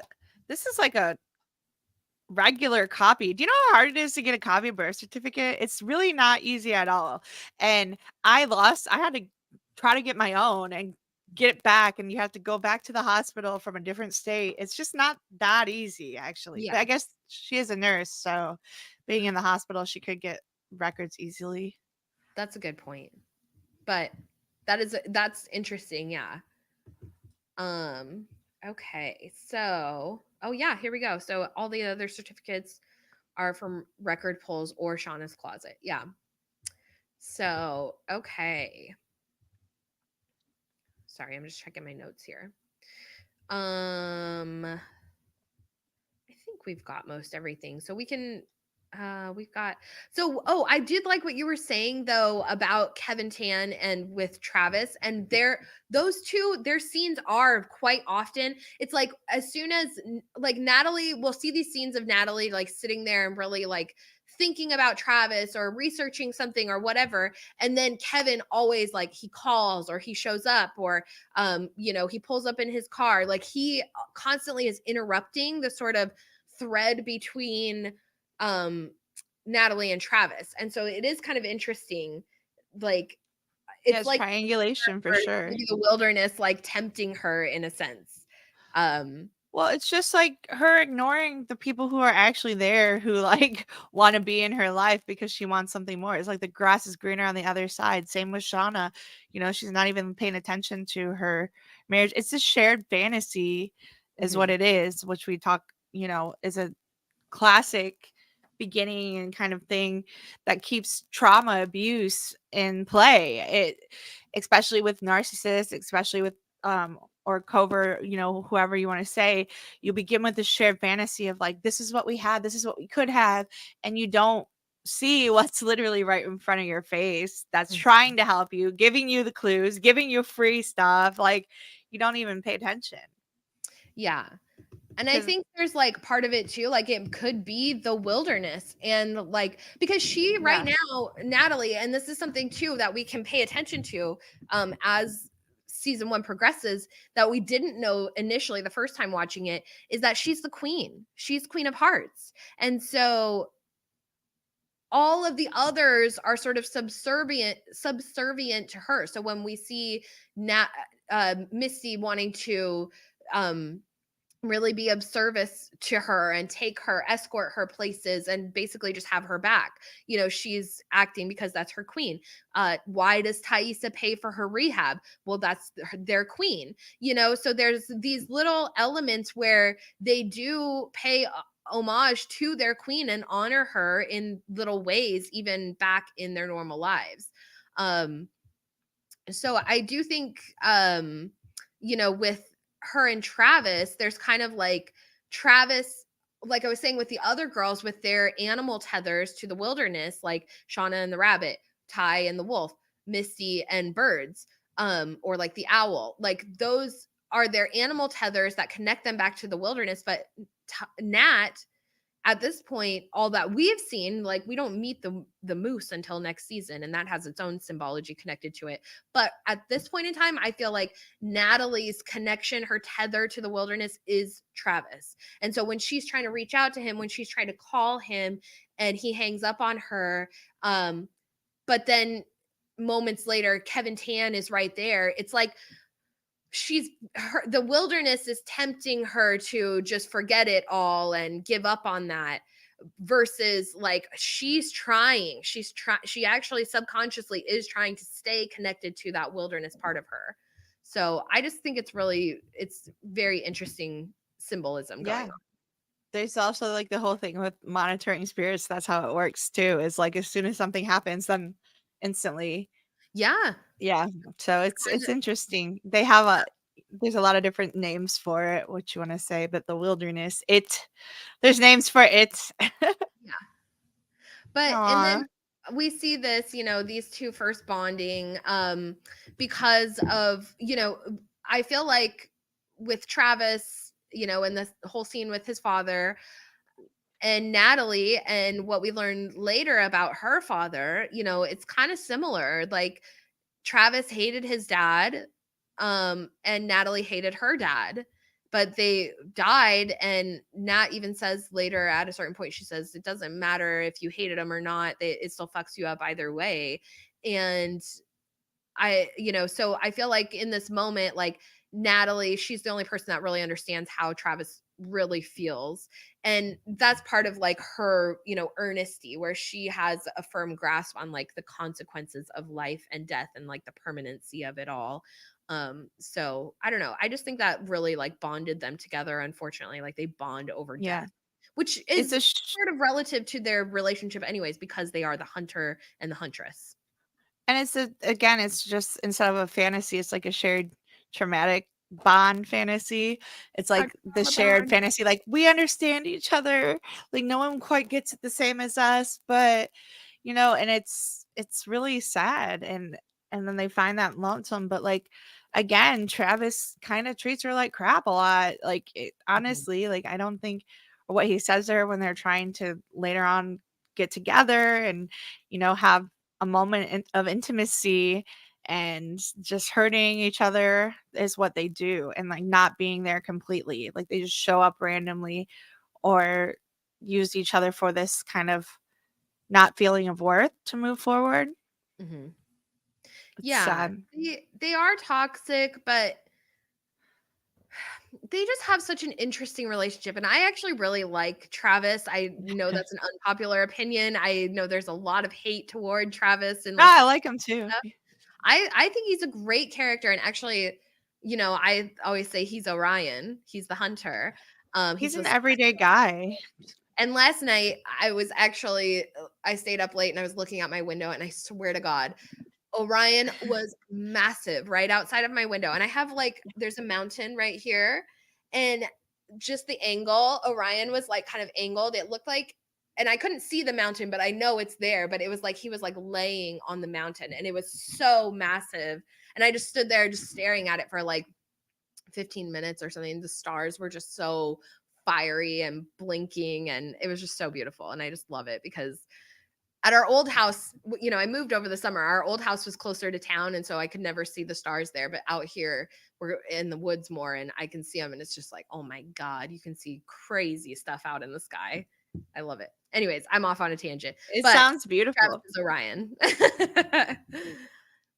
But so anyways, yeah, exactly. Like I like um Travis a lot. I just think he's a great character. I think, when we consider like his circumstances, I Yeah. try and sympathize with him. And maybe that's like, I don't know, my internalized patriarchy or something. But I'm like, he really is the only like guy out there that's each of the men that are out there are so different. They're so uniquely different. Javi is just a boy.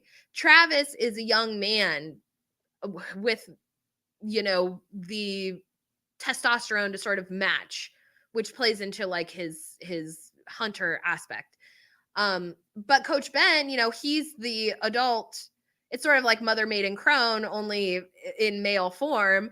So Coach is sort of taking on the crone form, where he's the elder, he's the wise one.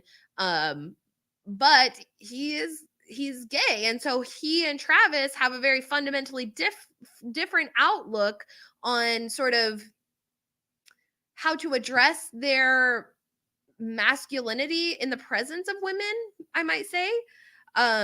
Because Travis is attracted to women, and so that's going to come into play when it comes to his personality. He flirts with the girls, and that's completely fine because Coach is not age appropriate to even be entertaining those ideas. So it actually is a really great thing that they made him gay, because he's trapped out there with all of these girls, but there's never going to be an opportunity where we're going to have to explore some weird storyline of like Coach having a love affair with one of the girls, or the closest thing that comes to it is the weirdness with him and Misty. I actually really like that as a writing decision on their part, because it kind of it creates a little more purity in a sense in a story about cannibalism and death and dismemberment. There's like, at least we don't have to worry about like SA and like age gap weirdness or anything weird like that. So anyways, I'm on a tangent, but So this go this ahead. comment too is like Travis, but you see him, he wants to sit next to Javi in the plane, or Javi wants to sit next to him, and he's like, no, don't, you can't sit here, nice try, and like calls him a name or something like that. Mhm. But yeah, it was really nice. I mean, it's not that I don't like Travis, I like all of them. I just think that, Travis likes to be stuck in his misery. He's that kind of character where he like holds tight. Like, I like to keep my issues strong. It's always darkest before the dawn. Mhm. What Type of sign is Travis? person. What's his Well, what do you guys think? Taurus, probably. I like that. Taurus. I like Or it. Virgo. Hmm. I think Nat would be very Taurusy as well.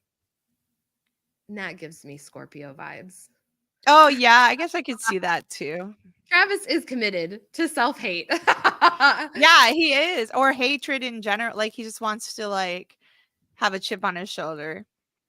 I think it's part of his, like, I honestly, like, whenever he says something stupid, you can see the look in his eye of like, God, why did I say that? Like, and that's what I love about Travis, is that he's a guy, but he's like, he's so naively so, and he's trapped out there with all these girls, and he's trying to maintain his masculinity, but it's like he has no frame of reference to sort of balance it out, and he's trying so hard, and so kind of the only thing he can think of to do is to just be a dick. And and so it's like, well, that works for so long until everybody thinks you suck.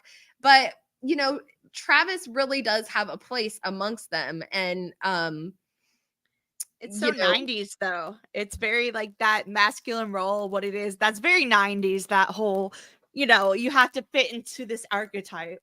You have to fit into this character that yeah, they all played.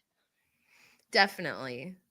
It's interesting. And of course, he's probably trying to also like maintain a strong, demeanor, for his brother, and just in general to try and act tough and not break down and cry because his dad just died in front of him, and he's trapped in the wilderness with a bunch of strangers and doesn't really know what to do. So, And he's so mean to Nat. Like, when she says, maybe you should help Hobby. Well, maybe you should mind your own effing business. Like, yeah, he is pretty rude. yeah. But I do appreciate, that's one of the things actually, Shauna, she really looks out for Hobby. We see that a few times in this episode where she, um, she looks out for him when Travis is a little bit too distraught to do so. But we see that like maternal instinct in her, Yeah. and I love it, because between Van trying to save Van, getting angry with Jackie because they didn't save Van, and then looking out for Javi, like that maternal instinct is there with her. And Um do you think it's because she was pregnant? Like, because I mean, that kicks your hormones in anyway and kind of makes you start nesting and doing all these things that you wouldn't usually do. So it could be well, part of that too. I think, like, when we talk about finding your purpose, like Shauna's always embodied that mother energy, to where she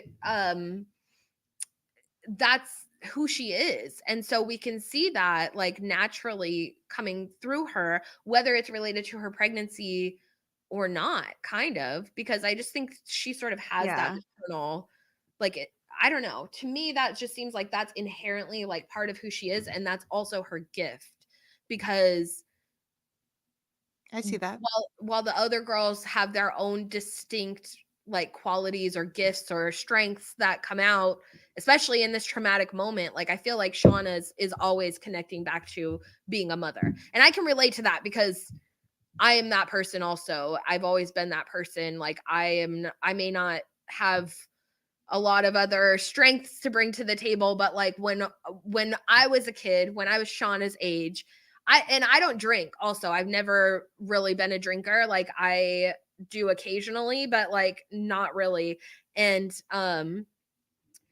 when I was her age and I'd go to parties and I'd everyone around would be getting drunk and getting hammered and all that kind of stuff.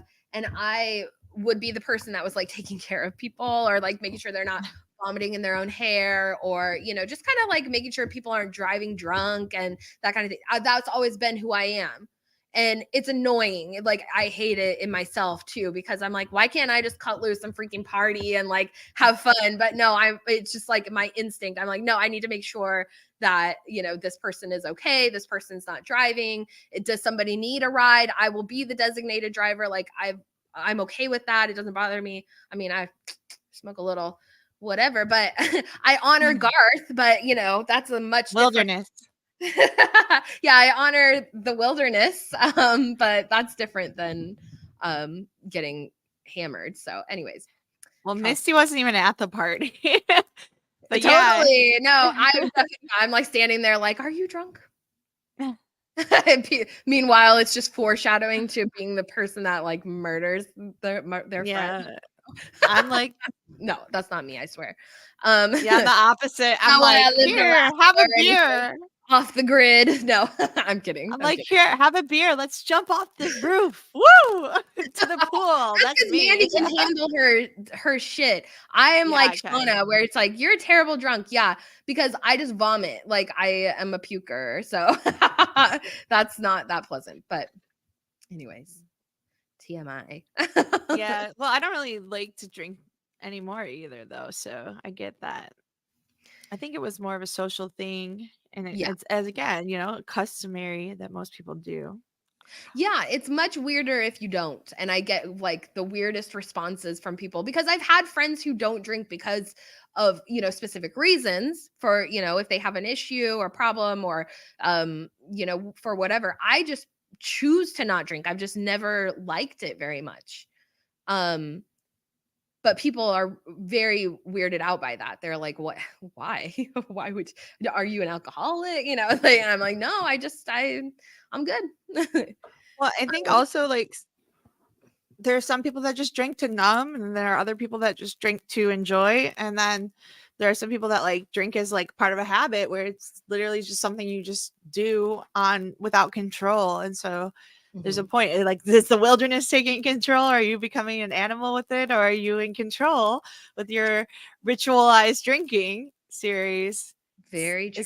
It's a very good example of what's happening with the girls and just like the spirit of whether you're going to let the spirit control you or you're going to control it. So yeah. Okay. This was the secret that I wanted to share. Okay. Ooh. Now, this is Shauna's acceptance letter from Brown, but if you guys take a look at the date on it, it's dated November 10th, 1995, which means that and they don't leave on their trip until May 24th, 1996. So 6 months or 7 months she's had this acceptance letter that she's hiding in the box in her room. She has her own Pandora's box in her attic room up there. And she's just been keeping the secret from Jackie. And like Jackie in episode 1, remember, she was like, oh, this is what color we're decorating our room at Rutgers. Like she's making all this plans. So it's not just like Shauna just got this letter, which I just saw this tweet from at AK Cabs, which they got me good this week. Anyways, this is a great Twitter account. So if you guys aren't following them, definitely check them out. Yeah, they pointed this out and I was like, oh my God, I never caught that before. But yeah, she's been hiding that secret for all that time from Jackie. And I just think that's really interesting. Well, in 7 months, and that's when she had the baby, right? They found out when she was about 7 months because she had the baby early. It's about the same kind of time frame. Maybe as well. Yeah. I want to look up where 398 Willow's Court is. Stalker-ish. Yeah, I stopped short as Shauna would say. But yeah, I'm not sure. We'll have to do a little digging there and see. Maybe we can Google map it and see what Yeah. it comes up. Another thing I want to bring up is that the color is pink and green, Jackie's heart. So pink and green are like the aura colors of the heart chakra. And Mhm. it's so I found that out too, and when I was doing the F scale or F sharp major scale and finding out the aura colors, and I was like, oh, pink and green. Whoa. Surprise or not. And look at that. Who's wearing pink or green here? Miss But that Callie. it's all about the heart, baby. So we're getting all of these notifications and things and underlines that we Heart never even saw emojis before. around Callie. Yeah, Callie gets all the heart emojis that are girl math that mean Shauna plus Jackie equals Callie. That's girl math. But yeah, no, there's definitely like some connections being drawn already with Callie and with Jackie. I mean, just we haven't even really figured out precisely what it all means, but it's definitely there because Jackie and the pink and green in their college room, and then Callie, she's wearing pink and green, and she just has a lot of those same personality traits as Jackie, just the confidence, the sort of snobbiness, and just I have a boyfriend, I'm going to hang out with my boyfriend, and just all the things that drove Shauna crazy when they were kids, and now she sees them all coming out in Callie again, and she's like, I hate my daughter. Can you take the meat out of the refrigerator? What's it look like? Right? Meat And in the freezer, the box above the refrigerator. exactly. And then she doesn't do it. No, and that's the thing. And so then, yeah, so Shauna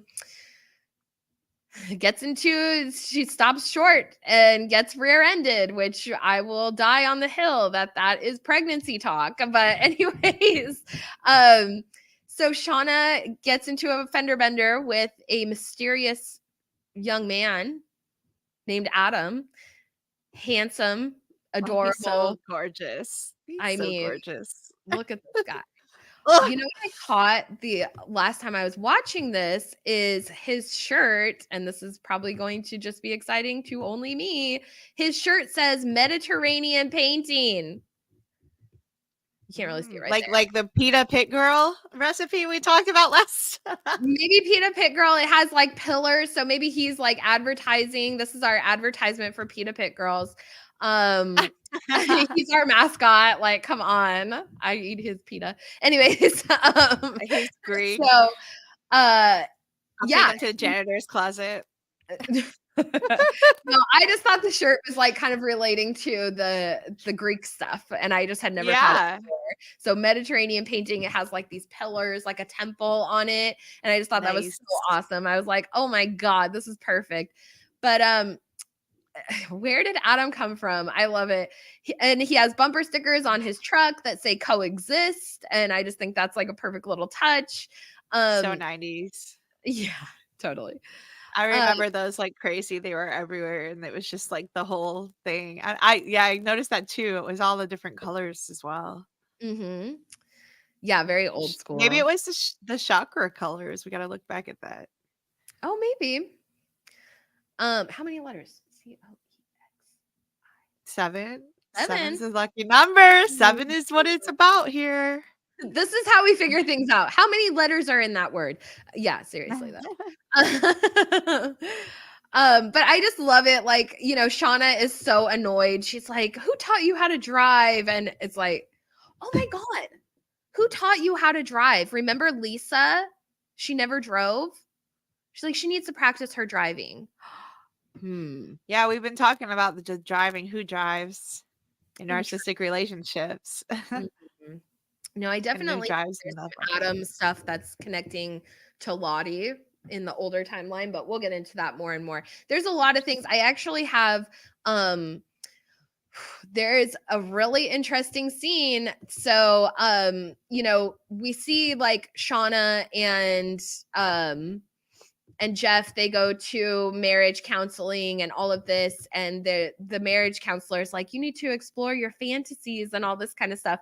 And The shared fantasies, I'm telling you, it's part of the thing. But I think it's like marriage keeps up here and dies down here. good point. That's what she says, the counselor. Just like, yeah, that's a good point. But yeah, so she tells her, you guys need to share your fantasies. And I love Shauna's like, no, that's not. And, you got to think about like Shauna's fantasies. Like, what are they really going to like be? Because it's probably terrifying. We see like that moment with her and Jeff, first of all, like she's feeling so, mundane, dull, repressed, all of the things that, she's been living her life. And like Callie's pointing out about her in episode 1, she's like, if you think this is exciting, you really need to reevaluate your life or what have you. And then she meets Adam, he crosses her path, and, the Chuck is still frozen. And I feel like that's like a representation of like her primal self, her sexuality, all of the things. It's frozen. It's frozen meat, Callie. And Callie doesn't take it out to thaw. And, so Shauna's looking at that, and then she sees like the rabbit outside, and it's alive, and it's, it is that primal part of her. And, Adam calls, and he's like, oh, you didn't bring your van in, you never called. And she's really, you can see it's like that she's fighting herself, her own instincts. Shauna is a sexual, like, dominant creature. She's hot-blooded, she is a butcher, she's, she takes what she wants, and she is a queen. And so Adam awakens that in her, and that's really important for women, at certain points in their lives. Sometimes that is necessary, but she, she's trying to deny it. And I just think the rabbit and the chuck roast are like such a perfect like dichotomy of like her internal struggle. But anyways, going back to her and Jeff and like her fantasies and that kind of thing, it's like Jeff, like, okay, let's think back to episode 1 when Jeff is like going ham on Jackie, and he's fingering her, and it's just like, she's like, just stop, and like, it's like, and she's never, like, later we find out that like she's never really experienced climaxing with anyone other than Travis, really. And so there's this really interesting thing where like, does Jeff get Shauna off? Like, is that a thing? Because she's so dominant. And so like, if she's not dominating the situation, like, who's getting her off, besides staring at pictures of her daughter's boyfriend? She gets herself off. That's what like narcissists do. They watch themselves in the mirror, or they do stuff like that. It's like, again, that shared fantasy kind of thing. Mm-hmm. And also like I think it's important to say when they do go to have sex, it's like just like, oh, let's go in the store. Just very codependent, where Shauna's like, oh, that's, and she puts it down and she laughs and she doesn't want to go and do that. But yet meanwhile her and Adam are like a whole other level. And then it's like they do. So Tabitha and Hank, they're shopping for an armoire and their furniture shop. But the thing that stuck out to me the most in that scene is Shauna is like, I'm here to make a return.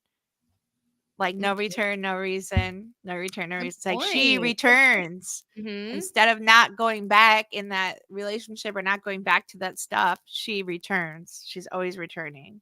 That's a good point.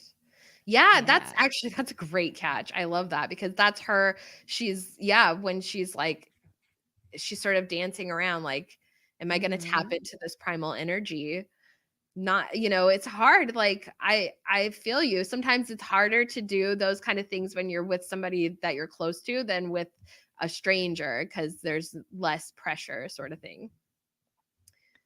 So, okay, let me see. So Shauna's a return, and then Thais is the turner. Oh, I like good that. point. I like that. We'll go back to Shauna. I love this. She kills the rabbit. She does. I love it. So she, she's gets that call from Adam, and again, going back to the chuck roast, she looks at the frozen chuck she gets the phone call, and she's like, no, he's trying to get her to go out with him. She says, no, thank you. And then she turns and they get off the phone. The rabbit's outside, the frozen chuck in the sink, and she just decides like that was it. Like, no return. And she kills the rabbit, and she serves rabbit stew to the fam that night. And I love when she like tells them the story, and they're like, Jesus Christ, Mom, you're so crazy. And this is a huge thing. I also, going back to Shauna and Adam, my big theory, I did make a video about this, so if you guys want to go watch it, like, I do think that Shauna is pregnant from Adam, and I still think it could work for season 3 because season 2 just went by and like over the course of a couple of days. So the opportunity is still there. But anyways, but yeah, the rabbit, what was I going to say about this?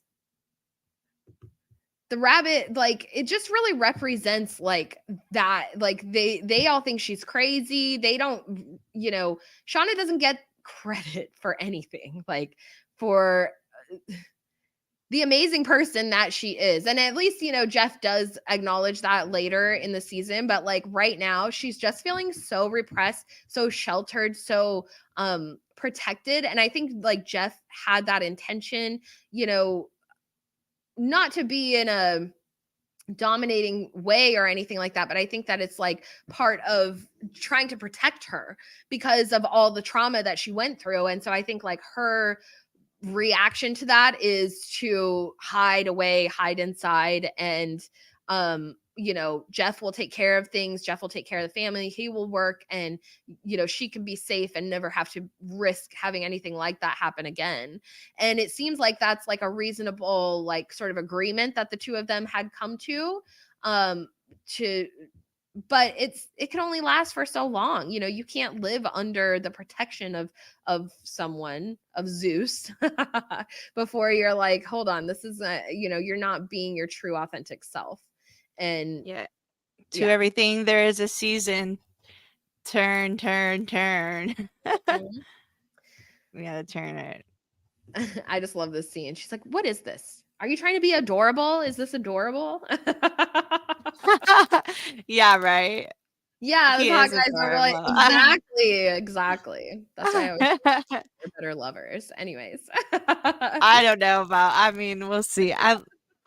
To me, it's not about looks, even though I enjoy a good, poster, whatever, but you gotta have some personality. Duncan would disagree. She thinks the tall ones are. I like the short ones. So, and I'm tall for, like, I'm 5'10", so I like, you gotta be at least 6 inches shorter than me. Dude, you guys would be amazed at how tall Mandy actually is. Like, I did not realize it until we met in person. I was like, geez, dude, I'm very short. I'm like 5'2". I'm a giant. 5'10". This bitch dominates over me. I'm like an Amazon. I'm big too. Like, I'm like, even when I was skinny and modeling, I was still 185 pounds, like with a 6-pack and a size. Like I'm a big Amazonian girl. Yeah. I love it. The wilderness is in me. She's corn-fed, y'all. It's true. Yeah, it's very true. I'm from the heart of the USA. So there's not much left to say for Ty and her younger, we mostly talked about it. Like, I was just going to say, I did like, yep, exactly. Mrs. Duncan the Tall. I liked Ty's demeanor here, where she wasn't, she kind of protected Coach Ben. I mean, you and I have different outlooks on that, and I actually think we're both valid, So, all right, moving on. Let's talk about her adult life, because a lot went on with old Sandwich over here. So first of all, I just have to say, like, where's the picture? Hold on. Sammy the Sleuth. Pastelitos. Yeah, I'm like, is this one of those pictures that you can hear without having to say anything? When Thaisa comes in and she's like, pastelitos. I love that. I always have that in my head. But anyway, so Sammy had his school counselor meeting or what have you, his why can't I think of the word? My kids just had it last week. Conferences. And apparently the teacher think he's not making friends very well, yada yada. Ty's like, well, I didn't make friends that easily at his age. No kidding, Ty, you don't think. Anyway. And also she like made it all, it's not a big deal. She kind of just brushes it off. Whereas, Simone's so just worried, and it is a big deal. Yeah, she is quite worried. I don't know. I mean, he's just a boy, so it's kind of like, is it that concerning? I don't know. Some kids are loners, but I get Simone. Simone's kind of a very invested parent, very sort of helicopter parent in a way, almost too much, a little too overbearing in my opinion, but you can see like that Ty is daddy Ty and Simone is mama, like she's looking out being mama bear, where Ty definitely has more of the dad sort of energy, I guess you might say. Yeah, I like this comment too, is like Sammy and Simone are Ty's projections, sleep friends. I mean, we've talked about it, the idea, kind of the idea with Misty and Crystal, and how everybody has their like Carl Jung talks about the active imagination and what you have, because it was weird when Ty disappears and, Simone's supposedly in the hospital. Well, who's taking care of Sammy? Where are they? What are they doing? So there's a lot of like kind of left out in there. And then this could be like, Sammy could be like Ty's inner child in a sense. It's just an idea. I mean, I don't really think that it's per se, but because we see him hitting a child on the playground in the future, or we see it stuff like that. But it's just interesting to think of that, or to see how that kind of correlates with all of the philosophies and theories and ideologies that we mix into Yellowjackets, because it's kind of like all kind of coexist. They all coexist. Exactly, just like Adam says. Yeah. Andy Or they asked don't exist. to interact with Sorry. anyone else like we had to analyze with Crystal. And I mean, other than at Ty's like work events and that kind of thing, because they do go to that dinner event, and the guy who's hosting it seemed to know who Simone is, because he says she's like the up and coming star of the comp lit department, which maybe we should do a little research on what comp lit is. Is that like what we do, comprehensive literature, where we're just analyzing stuff? Is Simone one of us? Is she a citizen detective? Yeah. Sammy the sleuth. Maybe it's Simone.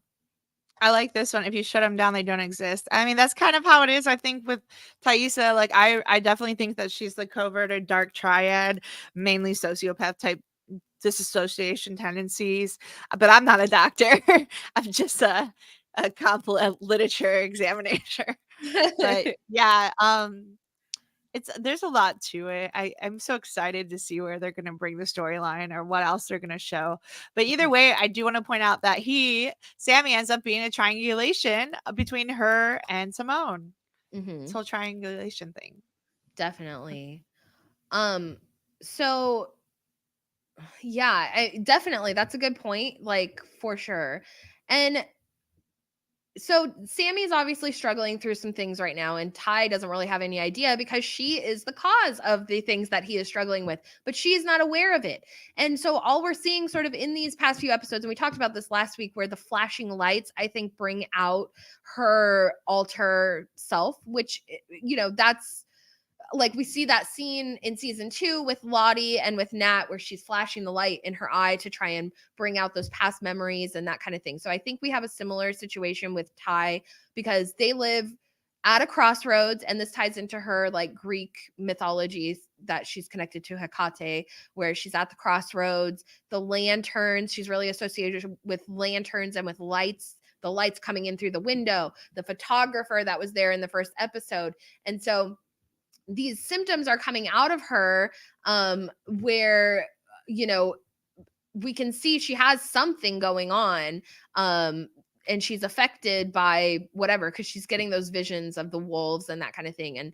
And when she's trying to do shadow puppets with Sammy in this episode, and the wolf, when she's doing the wolf figurine, it really like kind of gives her a jolt.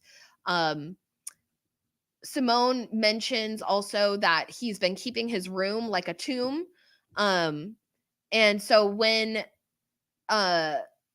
when she's up there doing the shadow puppets, we realize it's still daylight outside. So she opens the curtains, but he's got all of these pictures on the wall to block out the light, to block out the, the window. And he says that the bad one is watching me. And just poor Sammy, because we have to think about like this confusion and this trauma, because his mother doesn't realize that she's the one that's doing it, and he doesn't know how to explain to her that she's the one that's doing it. But she, like, how do you explain? He's just a little boy.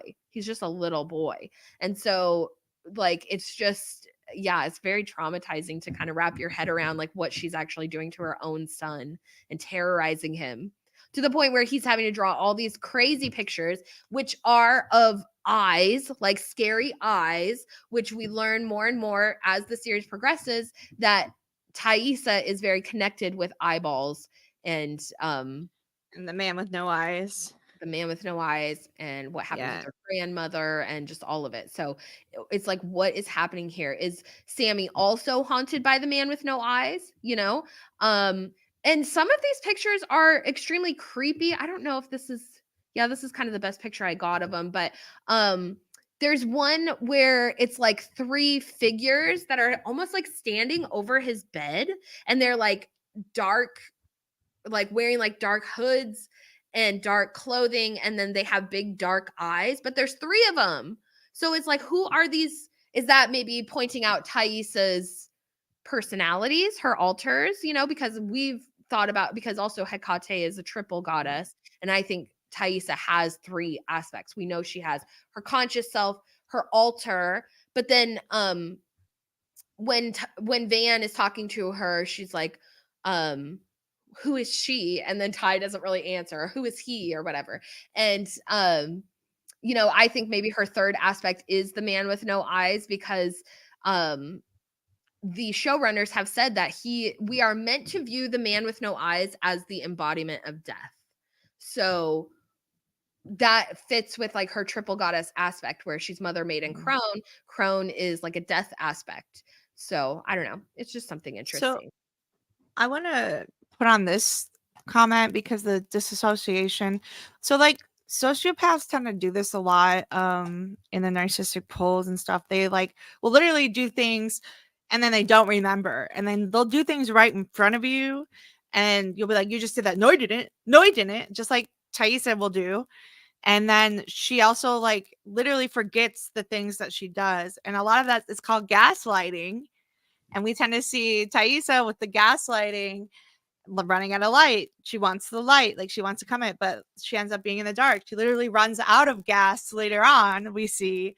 And so I wanted to point that out. And then also with this comment too, like, so when we were talking about alcohol earlier, there are people who drink, and Travis too, like you see Nat and Travis, they're doing that not to numb, but to feel again. So yeah, it's you need alcohol or drugs to associate, actually, because they're so disassociated with everything else that they find that, because that's what really makes them feel. Whereas like if with Thaisa, when she starts drinking and we see her, at the party, and then she kind of that kind of brings out the real her, and she starts snapping at the person that she went there to make friends with and get on the same board. She's like, oh, I see you trying to come at me and get my secrets. And so there's a difference between that. And I think that is why Nat's queen, because she was always able to associate, and she was always able to keep everyone in the same, and she couldn't dissociate. So, I mean, it could be part of the reason why she continued, but I feel like she uses getting drunk, or like Travis getting drunk or high, or wanting that near-death experience to make him feel again. So there's distinguished reasons why they do it. So it's like you have to look at each character individually. Mm-hmm. I agree. They all have their own coping mechanisms, in a sense. So, all right. Well, let's move on. Speaking of someone with coping mechanisms, called just keeps on living. Yeah. Not Van. And I just love. Oh, go ahead. Sea Breeze, like, I mean, Who are your sea breeze? Hey, it was such like a memory. Uh-huh. I love it. I love it. Yeah, this is great. And Van, we see she's the survivor, or they are the survivor, of this situation, and fire is not going to take them down. And I just love it. Like, I just love that they're playing with her character and just sort of teasing us in a sense, because Van is such a great character. And I will be honest, like, if they would have taken Van out, I would have, it may have like had an effect on me continuing to watch the show, because, well, personally, I have a redhead daughter. So, like, now when there are redhead characters, I'm like, no, that's my child, And so I love Van. I also, like, in season 2, we get Lauren Ambrose as her adult version. And I love Lauren Ambrose. She was in Servant and 6 Feet Under. And so I was just thrilled. So I just love her more and more every day. Van is such a great character. Definitely one of my favorites. I love the sarcasm, which even after the near-death experience, she's still talking all this crap to Jackie. She's like, "Ho, you're on fire. Oh no, that was supposed to be me." Like, she has no qualms. She's just got such a great personality, and so sure of themselves as a person, in their personality, their humor, all of it. I just love it. So I'm glad that they did not die, because I would have been pissed. And I love this shot just with the they have like some good stuff going on. They got some tab, but of course she's like, I got the corn nuts, and if you're gonna say anything about it, take me on. Oh, I do want to point out this one though, the self-aware wolf. So like I said about Thais, she the covert dark or the covert sociopath and the covert dark triad, they tend to be called the wolf in sheep's clothing. So, and we see all this wolf symbolism, and then Van is like obviously Thais's counterpart, in comparison to her now, whereas adult Van comes in, she's very like isolated and off and a whole different person, and that's just like kind of what happens to those people who are abused by these kinds of things and trauma, and Mhm. just the natural abuse that happens where they get stuck in a time loop, they get stuck in a certain time, they get stuck with her black boxes, isolated away from everyone else, and kind of disassociated in a sense. So you see the feisty, fiery red like part of her here in the teen timeline. And I just love how, as we're going back from season 2 to season 1, that we're able to see this like real life, or this another livelihood of Van again, Mhm. through Yeah, this. like, igniting. She's so Yeah. connected to fire, and, like, before I kind of went ridiculous with the Greek mythology, I was just always, I mean, even then I was like, no, she is fire. Like, they are the cleansing fire, whether it be, for others or for themselves. Like, I just love that, because she's got so much fire association, and we see it so frequently, and I think there's so much power to that, because um like, it just keeps them going, it keeps them alive. And uh there's like this scene after, there was a scene cut from season 2, after Shauna gives birth and they finally get the cabin open, and they're all starting to kind of like go outside and get fresh air, and Lottie actually tells Van to stay in the cabin and clean. And Van's like, why? Like, fuck off. Like, I need to get out of here. And she's like, no, you're needed. Like, that's your purpose. Like, you need to stay here and clean this. And they cut that out. And actually she ends up finding, while she's cleaning, she finds a journal entry from Dead Cabin Guy. But anyways, we'll bring that up like next week or something, and we'll read it. But yeah, there's something to it where she's cleansing the house, she's cleansing Shauna of, her experience and everyone from that sort of emotional scarring. There's just something to it, to her being the cleansing fire, and I just like it a lot. So okay. Yeah, So she's also like a server. She's always servant. She's in, but no. She's just always serving her mom, serving everyone, and she's the keeper, the goalkeeper. She's the housekeeper. She's Mhm. the keeper of the secrets, the keeper of the stuff. So I wonder if they're gonna play more into what she keeps. I Keeper think of almost Thais's pain, maybe the keeper of yeah, this. She probably has the key to unlocking Tree Tie, and I hope we're gonna get that yeah. in season 3.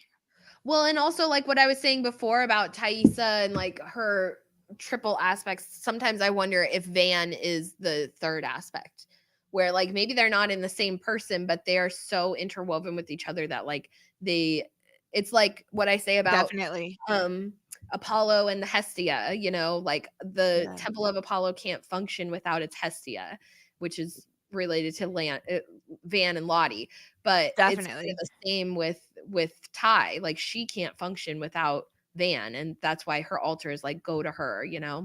Or like, yeah, like Tree Tie, like she says, that's exactly that's the whole thing. I was thinking too is like you have to go to her because Hmm. she's the only one that really gets it. Because Tree Tie disassociates, like she doesn't remember or want to. She wants to, you know, m- covertly maintain her perfectness. Exactly. And Van is sort of a loose end because she's an independent thinker.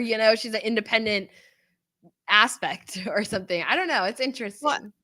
and she goes to the same kind of behaviors. Like her mom needed her. Like you have to think about that kind of abuse Hmm. that she went with her mom, and they show it when she's taking her mom's car or drinking and her mom's drunk on the couch. And like Tree Tie associates that. Like you don't get, in a sense, like, it's not with alcohol, but it's with that dissociation of Tree Tie. Like she doesn't understand how she becomes a totally different person.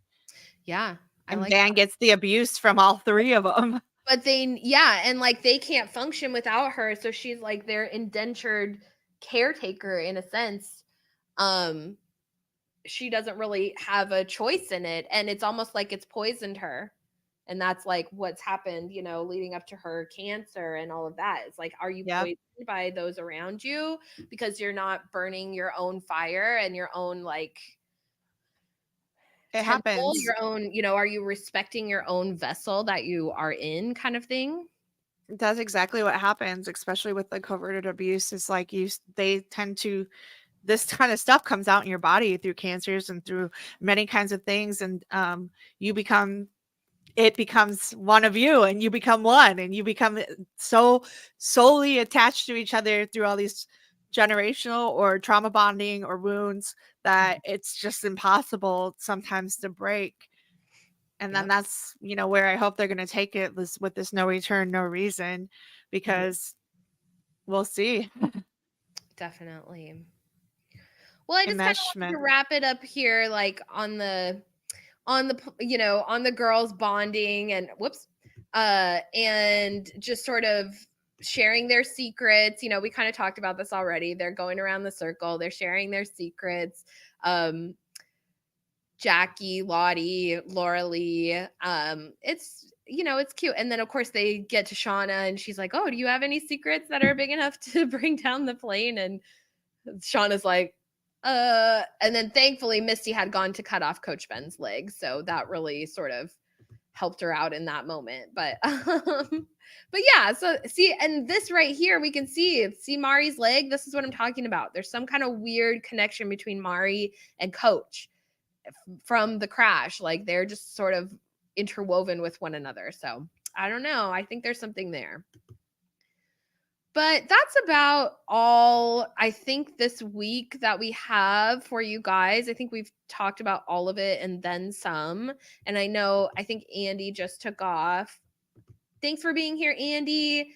And yeah, so any last thoughts, Mandy, before we wrap it up? No, we have, there's so much to talk about in many seasons and many things to come.